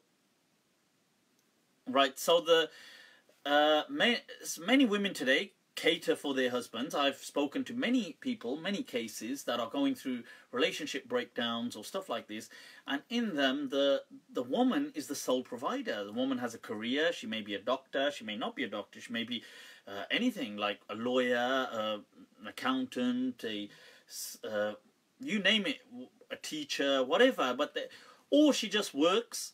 I'm not saying whether, it's not about the career, but the point is that women are not only equal on that level, but in many cases they are the sole providers. In that case, they would have that maqam. If that's, if you're a stay-at-home dad or a stay-at-home husband, I wonder what that's like.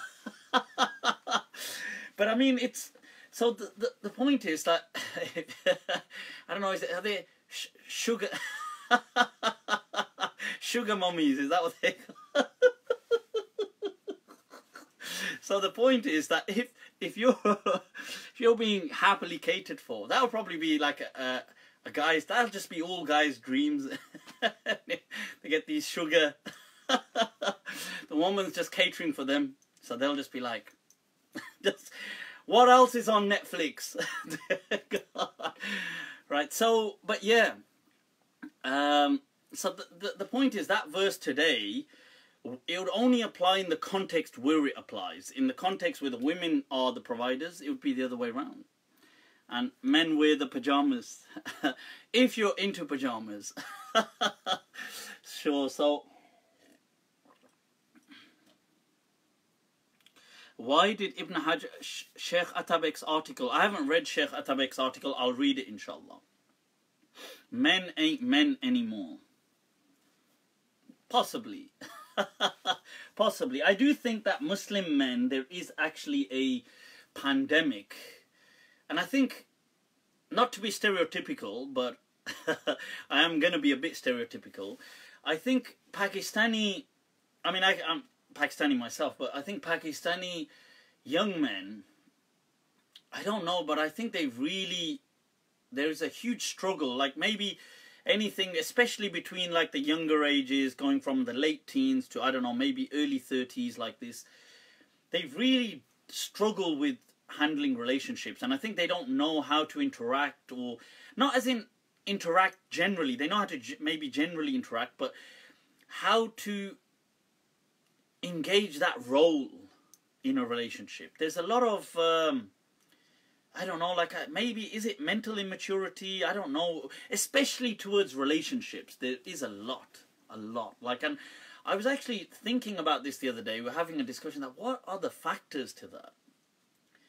And because it's not, because people are comparing it to other communities. Like sometimes people use the word kind of like chavs, for sometimes like the poor white community, stuff like this. But a lot of Pakistanis are not actually that poor.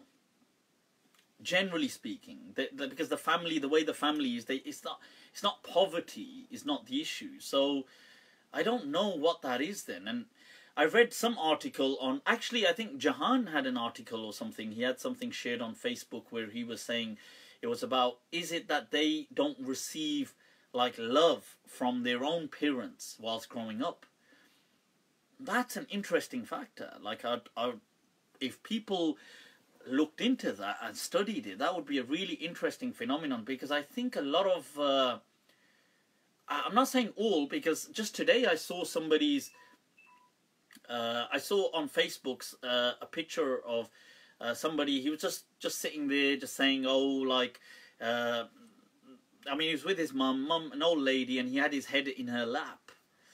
It was an amazing picture, an amazing moment. He was just saying, like, it doesn't matter how old you are, there's no place like, putting your head in your mother's lap or something like this. And he was just kind of resting.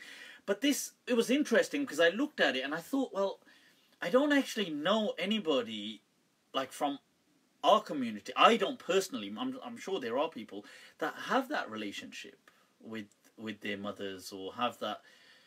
Maybe what Jahan had shared in that article held a lot of truth, that there is a huge, maybe the way a lot of Pakistani men have been kind of brought up, they haven't really had that kind of healthy, nurturing, loving bond since they were children.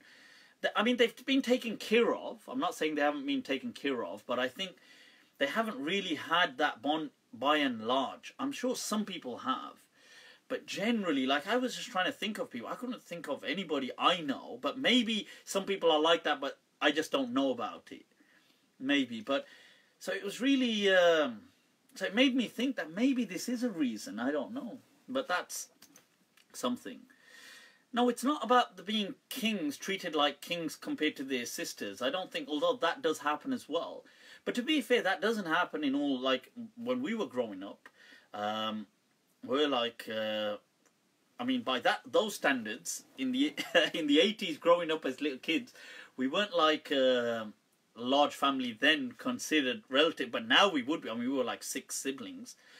But there was no differentiation between brother or sister or boy or girl. We just all got the hell beaten out.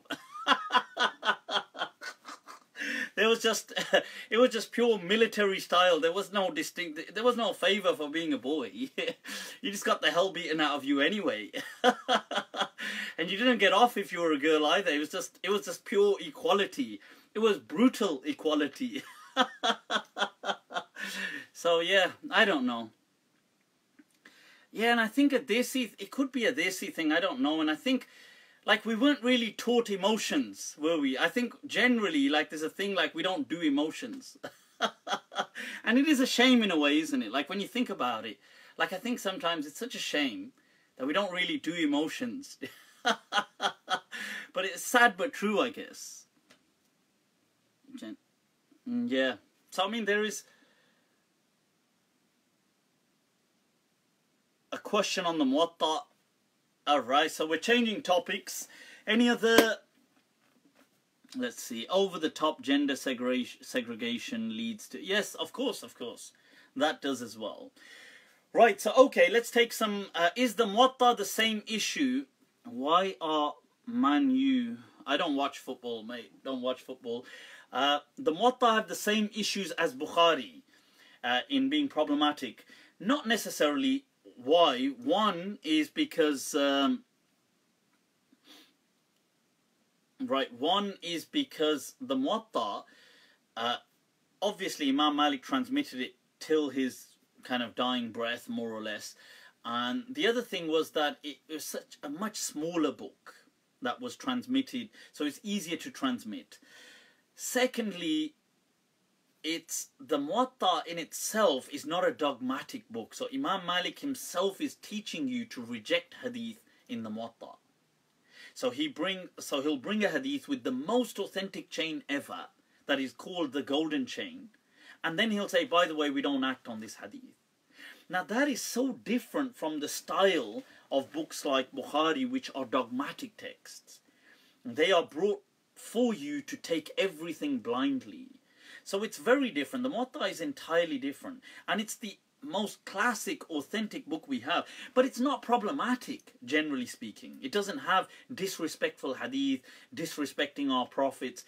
You know, on this, I want to say, look, I hope Ustad Shibli Zaman won't mind me saying this. I mean, first of all, he's going through some difficult, his family, I think his father's ill, may Allah grant his father shifa. I mean, he's from a brother from stateside. He's from that.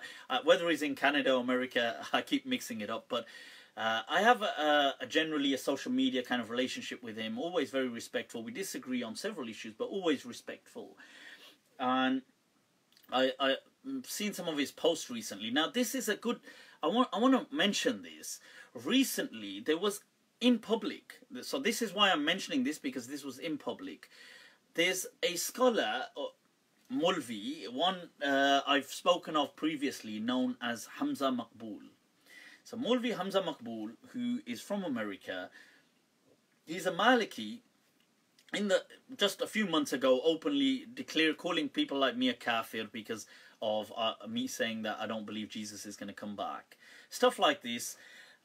Although in the past, when he came to the UK, was quite respectful at that time, and I was very respectful in turn as well, but recently seems to, I don't know whether it's because he feels insecure that I'm a Maliki and stuff like this, or I don't know, and he makes, in his knowledge on Maliki fiqh isn't all that anyway, but that's not the issue. The point is, he was having a go at somebody publicly on Twitter. Something to do with, the whole discussion was about some guy working out in a gym. Not me, some other guy, I don't know who the guy is. That's a bit irrelevant, but Maulvi Hamzah Maqbool, he was trying to say to him that, how dare you post pictures of your workout? Don't you know you should cover up your chest? I don't know what the guy had posted, don't really care. But that guy, the discussion began, it turned into a religious discussion. Now, he started to say, that guy said, yeah, but ain't there hadith? What's wrong with this? Islamically, ain't men allowed to uncover their chests?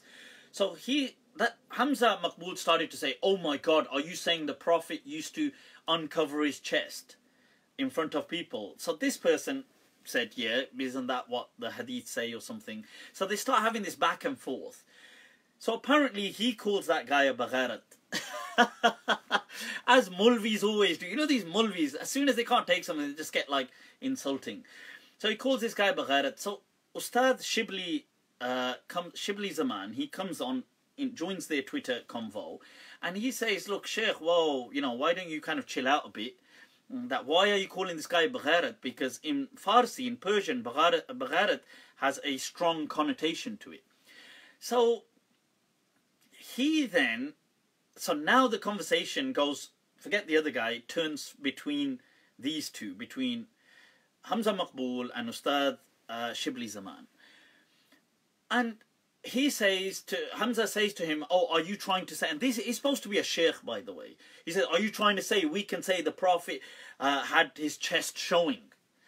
So Ustad Shibli says, look, I don't understand the big deal. I mean, people generally in Arabia, you know, the clothing they wore and stuff like that. And he presents a hadith. Isn't there a hadith? The Prophet was in sajda and you could see the whiteness of his kind of lats and his armpits. And he says, well, how could you see that unless it was showing? And so check this out.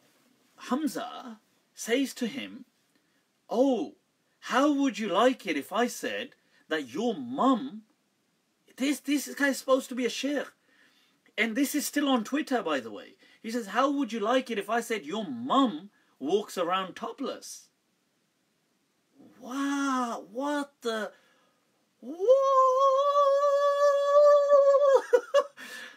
I'm like, what the hell is that?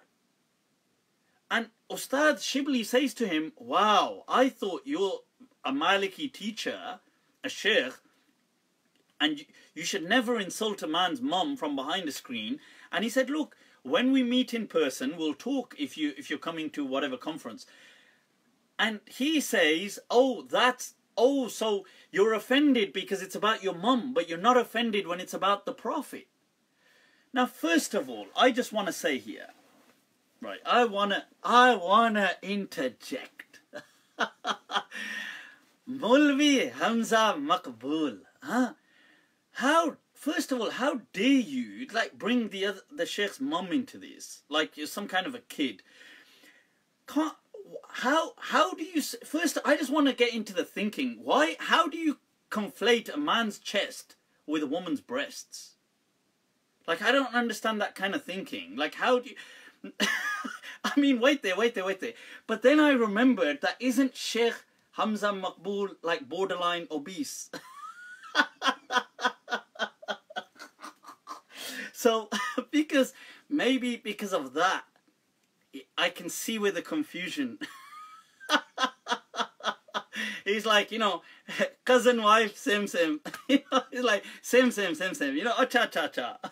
Obese, same. Chest, breast, same. So, But for a normal man's chest, right, it doesn't look like a woman's breasts, okay? So, I just wanted to clarify that confusion.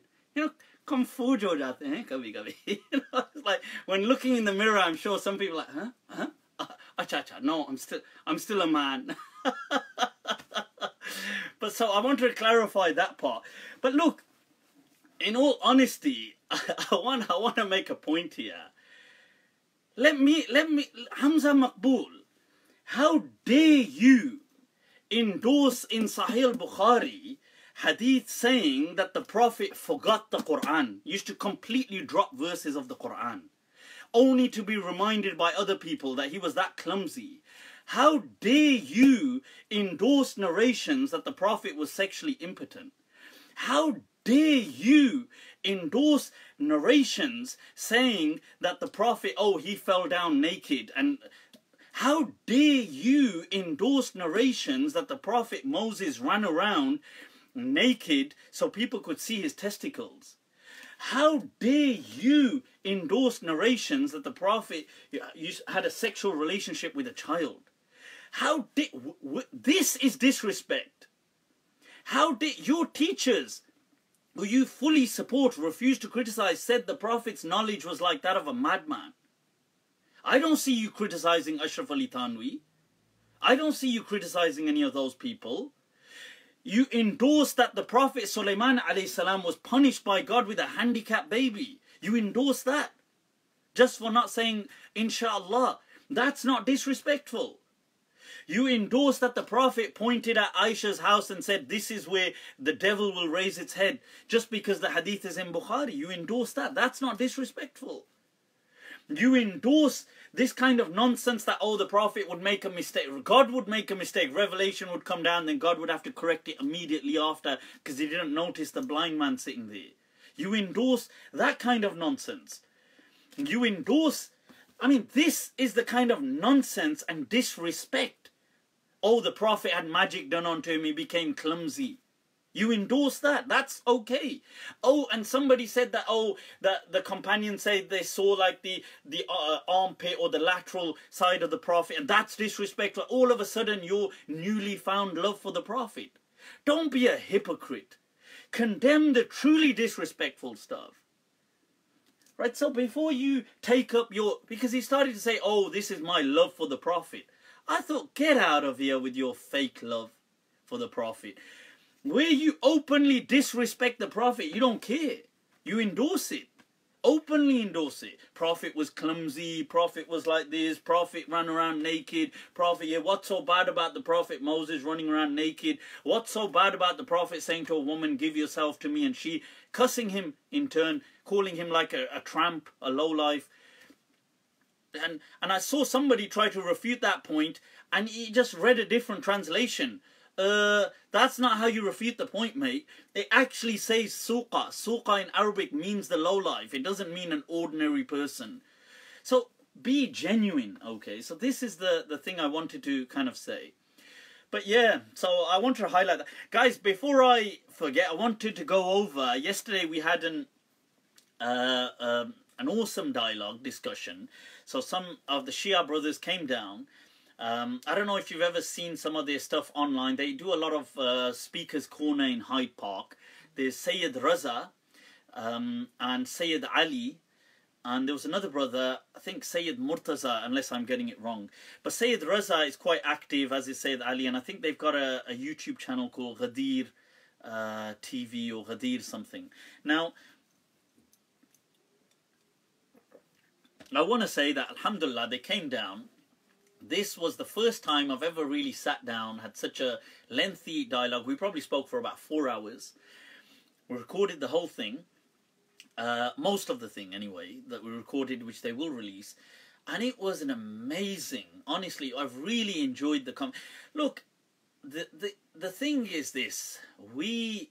People, what we need to realize is there needs to be dialogue. There needs to be hope.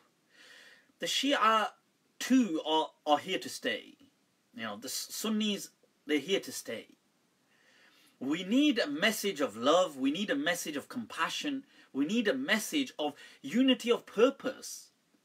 not of, somebody said Shia Blade Runner. Yeah, so Shia Blade Runner didn't come by his brother.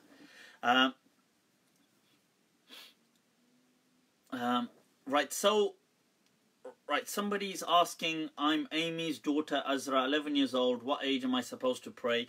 I mean, you can pray as long as you understand how to pray. That's absolutely fine.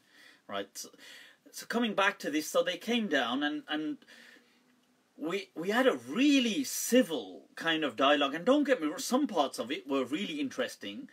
We did even discuss some very controversial stuff as well, although I'm not sure whether that was maybe...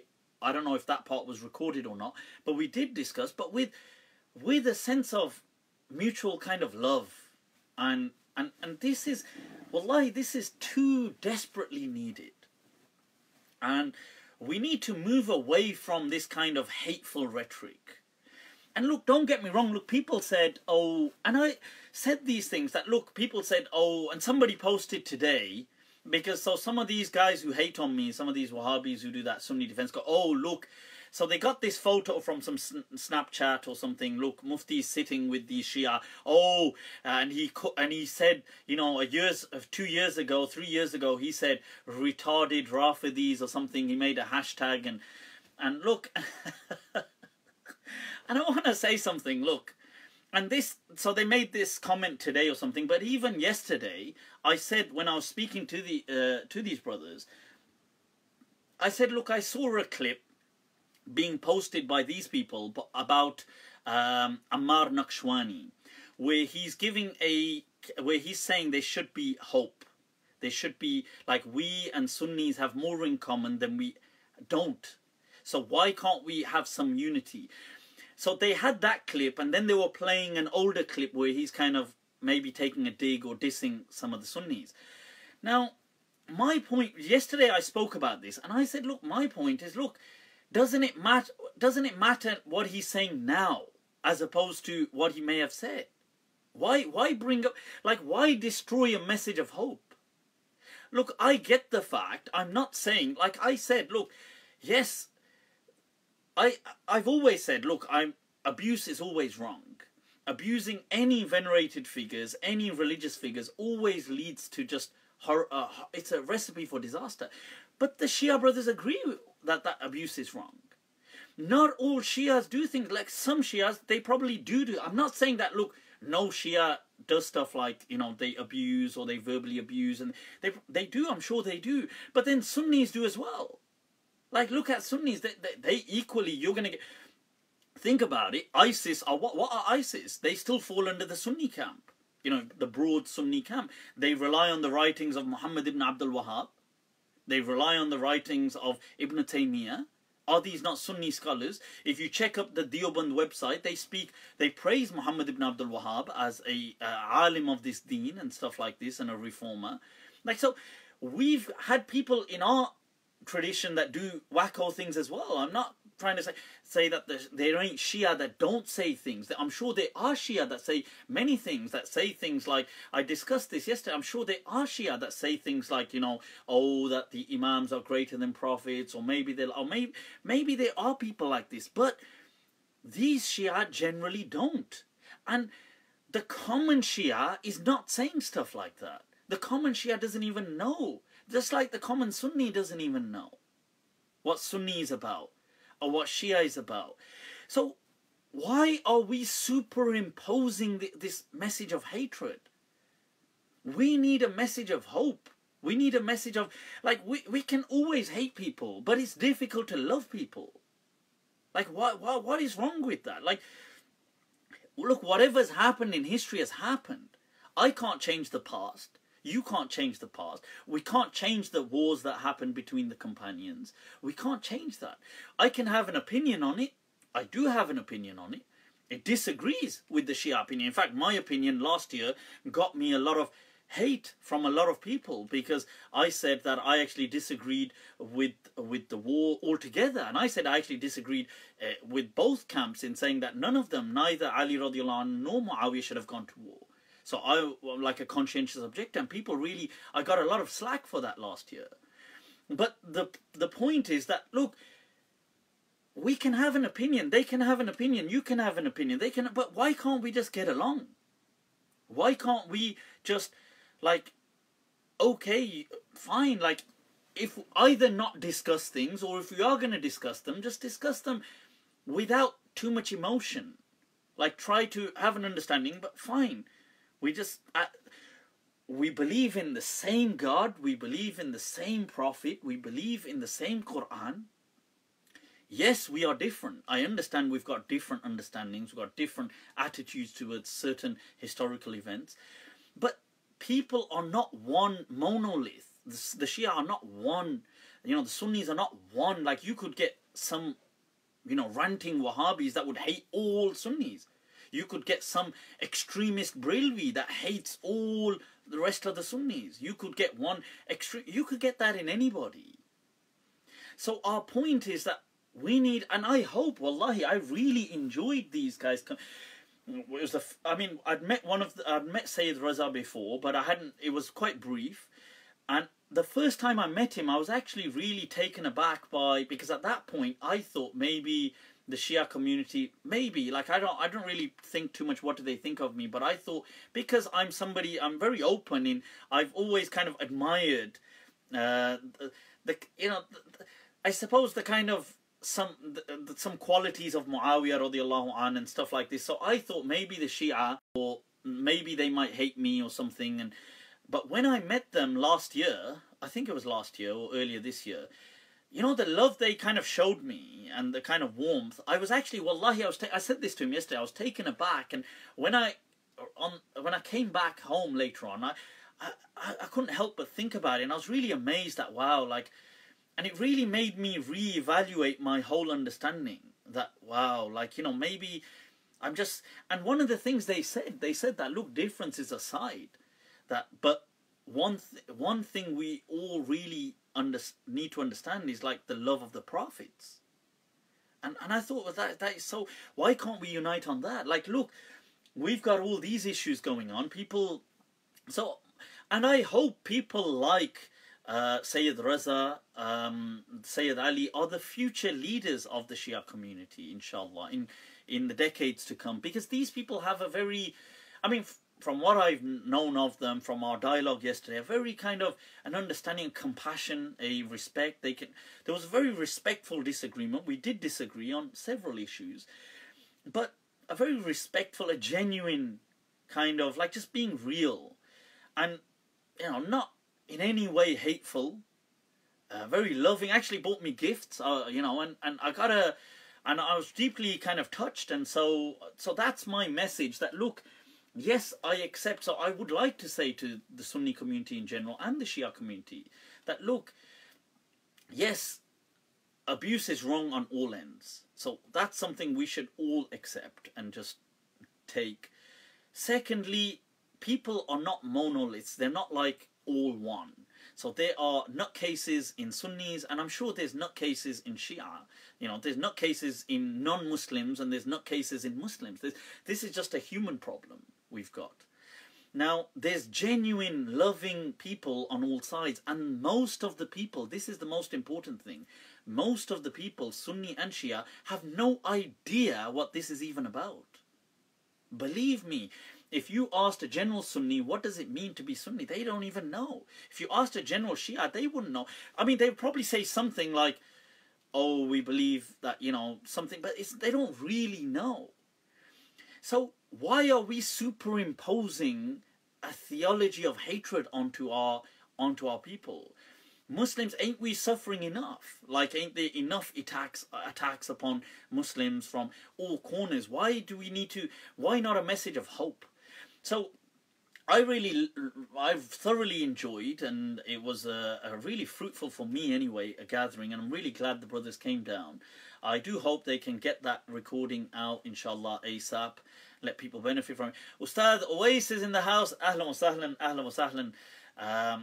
Sayyid Ali's online. Ahlan wa sahlan wa marhaban. So that was Sayyid Ali, that was there yesterday as well. So I think really more than anything, I'm not saying, and what I loved was there was no, you know, BS. There was no nonsense. Like the guys yesterday, I wasn't denying, they weren't denying, but, you know, everybody accept, yes, it's true, these things do exist. People do say stuff like this. You know, people do say stuff like this. I would say, yeah, there are Sunni nutcases that say, so they call me a kafir. Let alone you guys, they call me a kafir. That, you know, but the point is that, yes, these people do exist, but can we make an effort that they are not the representatives? That the representatives are those who extend hope, who extend some kind of love, who extend some kind of compassion, the human side of Islam. The message the Prophet came with. You know, he didn't come with a message to divide and hate people. It's interesting because I want to say something. Despite all the hardship Quraysh, listen to this, despite all the hardship Quraysh gave to the Prophet, he never once taught to hate them. Not one message. In fact, if anything, one could argue he even knew the position Quraysh had in that social structure and kind of honoured it in saying, Al-A'immatu min Quraysh. That, go on, then let the leaders, because right now people see the leaders as being Qurayshi, like let the leaders be from Quraysh in their society. I'm not saying necessarily for today's day and age. Some people may, but I'm not necessarily saying that. But in that society, like, but not once did he teach hatred for those people. There wasn't a message of hate that ever came from our Prophet. So that's, if anything, I would just like to part that. Is it true that there are Shia narrators in the chain of Bukhari? I believe that there are definitely some, yeah, that are Shia. There's Khawarij narrators as well. There's all sorts in the chains of Bukhari. But that's a different discussion. So I just wanted to say that a message of hope, people. I love that. And I wish people would just focus on this stuff. I see a lot of this on YouTube sometimes, this Hyde Park, this kind of, what do they call it, Speaker's Corner. And I see a lot of kind of sometimes bashing of each other. And I'm not saying it's restricted to, you know, everybody probably does it. I see online, maybe not in the Hyde Park so much, but online, I've seen clips of Shia bashing Sunni, Sunnis bashing Shia. I've seen a look, you know, like, and I think there comes a time where you just get fed up. And you just think, like, what does the common person even have to do with this? And I'm not saying, look, I'm admitting, look, somebody tried to post, you know, he made a comment in the past. I too have been a victim of this stuff. I'm not going to lie. I'm not going to try and act like I'm some kind of... First of all, I've never acted pious. And I'm not going to act like I'm some kind of an angel. Because I'm far from... perhaps more a devil than the angel. But... And in the past, I too have been riled up. I too have said things. I have said things. I've probably said all kinds of things. I mean, somebody said he used the term retarded Rafidism or something like this. And I have used that in the past. And I'm not saying I haven't. And I used to use that word retard quite a bit in the past. And you probably noticed this year I seldom use it. I've kind of toned down a bit. Maybe it's age. Maybe I'm taking some people's advice, like, you know, a lot of my friends have told me, Mufti, stop this kind of stuff. So, but the point is that, look, I'm not saying I haven't, but we grow with our understanding. I too have been a victim of, like, just propaganda warfare. I too have kind of just maybe thought, you know, like, I've not had a dialogue, meaningful dialogue with people from the, sometimes that was Shia. In fact, I've never had a meaningful dialogue before yesterday with people from the Shia community. So that's all I'm saying, that look, so this clip as well that I saw of Ammar Naqshwani or the people, or any other person, if they're presenting a message of hope, you know, like, what's the point of trying to sabotage it in saying, well, oh, but didn't you a few years ago speak out? They probably did. But I mean, people's understanding grows. You know, people learn that, right, okay, you know, maybe I was condemning something, but they're not all like that. And maybe I've been misinformed. So that's what I would say. So I just wanted to kind of clarify, because people were quoting my hashtag and stuff like this, that, look, I accept, and it wasn't to cause offence. I mean, it was to cause offence at the time, why lie? But I mean, I was misinformed. I was just a product of propaganda warfare as well. And so, but I'd like to say that, inshallah, this has been a leap forward for me in actually sitting and talking. And I would really encourage this. If we can actually sit and talk with people. Are Shia Muslim? Of course they're Muslim. This is, I think that's, of course they're Muslim. So I just wanted to kind of like put that out there. Inshallah, and I think a lot more of this to come, and I hope to see, inshallah, people like Sayyid Ali, Sayyid Raza, inshallah, becoming representatives and leaders of their communities, and bridging, allowing these, you know, these bridges to be formed, inshallah. And look, we don't need to become obsessed with hatred. Wallahi, there's nothing, we can't undo history. If I could undo history, I would undo it, but I can't, and it is what it is. And we've got all this baggage, and most people don't even know what the hell we're on about. That's the biggest part. Nobody has a clue what we're even on about.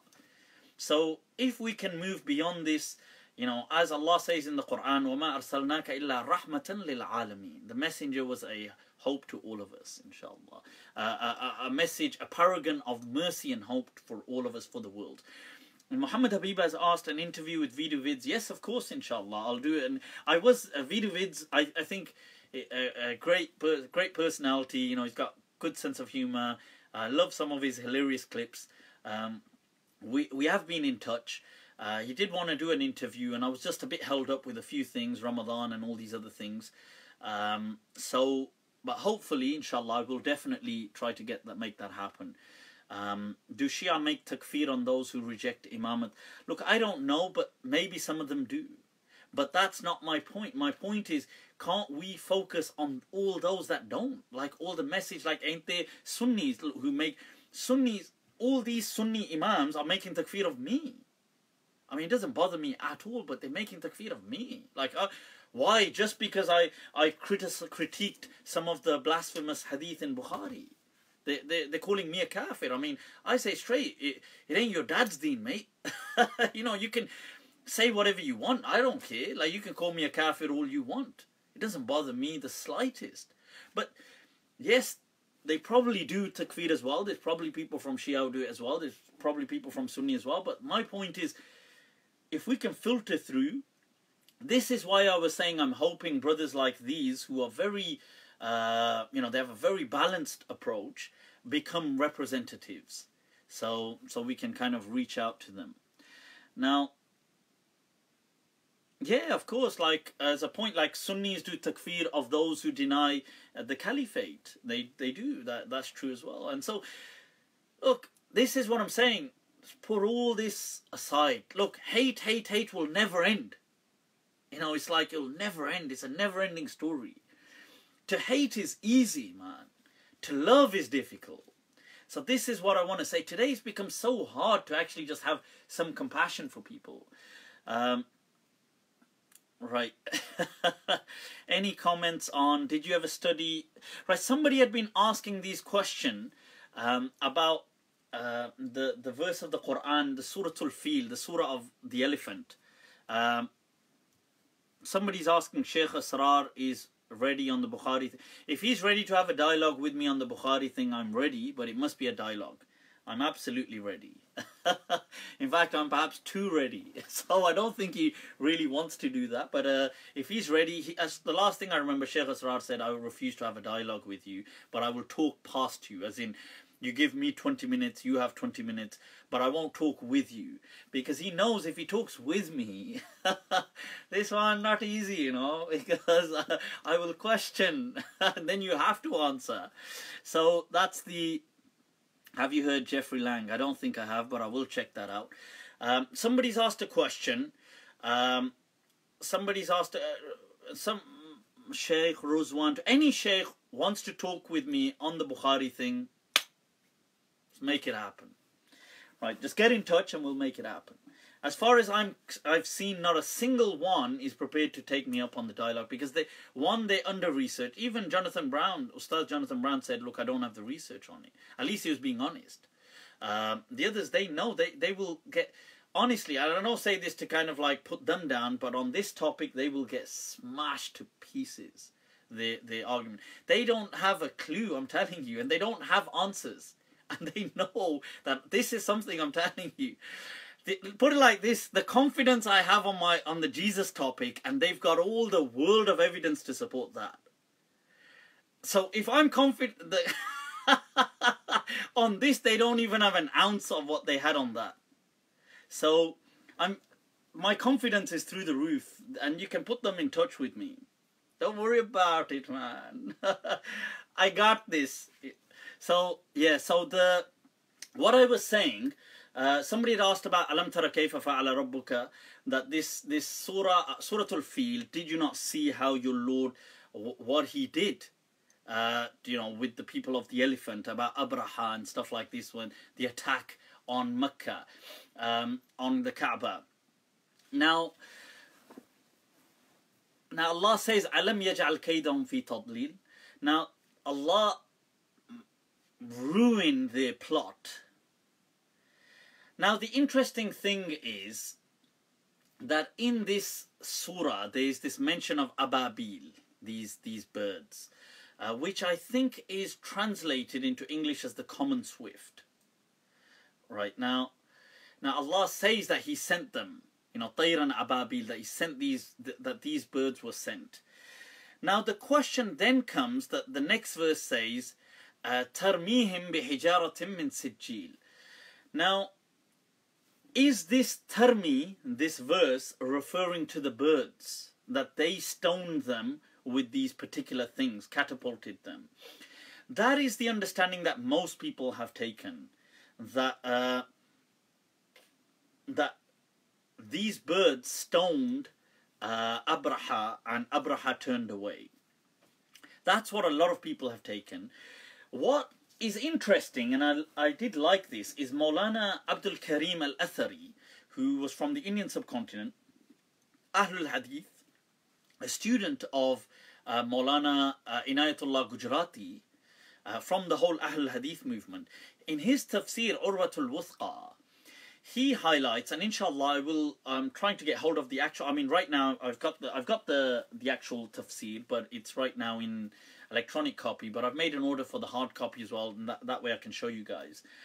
Now in his tafsir he highlights how tarmihim is not going back to the birds, because you see this verb on the pattern of taf'alu in Arabic can be referring to either you in the masculine singular, or it can be referring to her in the feminine third person. Now people here, when you're referring to not inanimate but non-human objects, you tend to use the female kind of pronoun and stuff like this in Arabic. So people say tarmihim is going back to tayran ababil, the ababil tarmihim, that the ababil tarmihim, that they are stoning them. He said that because this verse starts fresh, this verse is referring to the singular you that the surah begins with.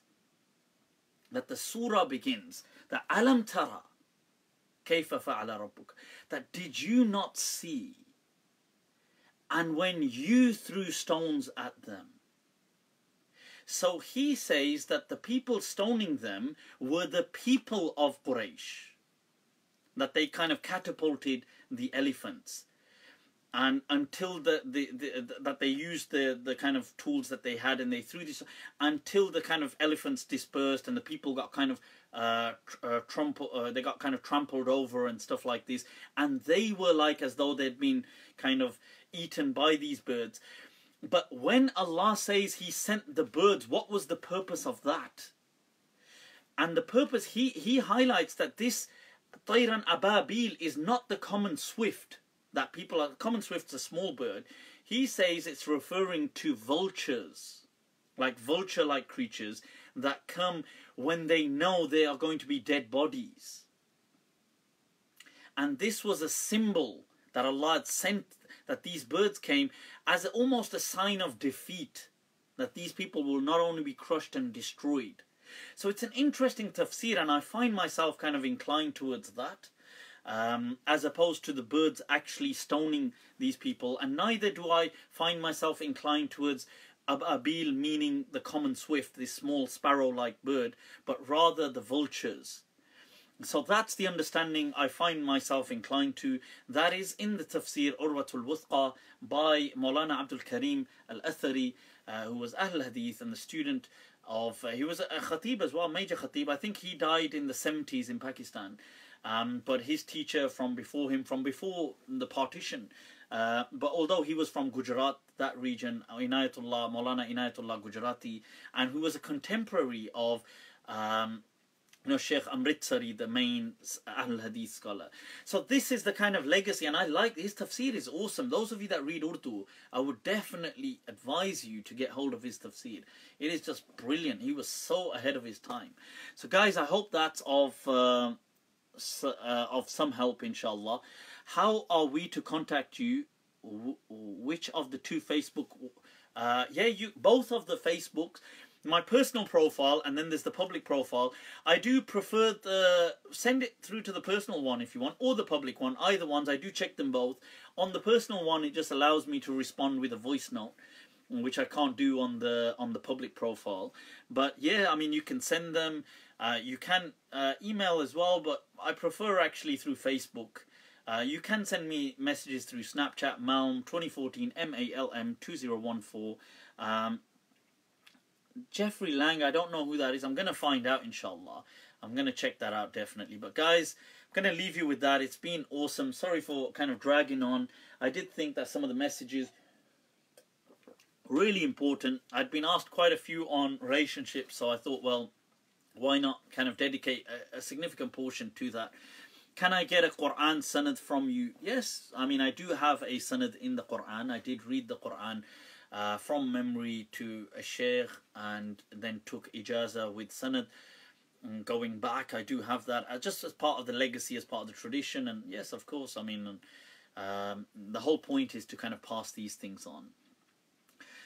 Martin Lings' book on the Seerah, I haven't read it personally. Some people try to problematize certain things in it. I don't know, but I think, look, what's wrong with just reading certain things? And I'm just if there is anything problematic, I'm sure, you don't need to necessarily take it. I haven't actually read it, so I can't really comment. What are your thoughts about Bukhari and its authenticity? I've answered on so many occasions. Bukhari, as I've said, should be like just any other book. We judge it for its individual hadith. If they clash with reason, clash with the Quran, clash with Islamic principles, then we reject them. There is no super sanctity to Sahih Bukhari, I'm afraid, okay? And I've demonstrated that through all the problems it has. And not to mention the blasphemous hadith it contains. Have I ever seen the Prophet in my dreams?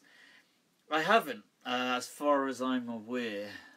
I think maybe once there was something, but generally no. We don't need to, by the way, with dreams, it's a good point. I'll just mention, what's with the new change? Oh, I just put this on because I was doing the relationship thing, so I thought I'll act like one of those gurus. Right, so I thought, alright, people. I thought, look, are you guys liking the bracelet? Look at that, people, look at that. Alright. Right, so the point is that, with dreams, we need to kind of ease up a bit and chill out with dreams. Dreams do not really mean anything in that sense. I spoke to somebody just recently as well, saying, oh, I had a dream, my husband was having an affair. But then, like, the same thing, you'll say, I've spoken to so many people saying, I said, well, why did you marry this person? Well, because I read istikhara and then I had a dream. I say, and so, did God continue giving you these dreams, or was that just a one-off? Or did that connection carry on afterwards as well? Does God still communicate to you in dreams? So I think, look, we need to ease up on dreams. Dreams are nothing, as Allah says in the Quran, أَضْغَاثُ أَحْلَامٍ وَمَا نَحْنُ بِتَأْوِيلِهَا بِعَالِمِينَ. These things are just new. These are kind of like neuronal gibberish. That's all it is. You've just got the neurons firing away and you've got stuff going on. Don't take it too deeply. It ain't that deep, fam. It's just a dream. So that's what I would say. People, Mu'adh, you're doing it, people. Mu'adh is here. Abdul Rafi, shukran, nice one. That reminds me, need to get to the gym, man. Need to get to the gym. What has Ibn Ashur's take on? I'll double check, actually. I'll double check. Cool, people. Nothing but absolute love for all of you, man. Take very good care of yourselves. Stay blessed, inshallah. Stay in touch. Until next week. Assalamu alaikum wa rahmatullahi ta'ala wa barakatuh.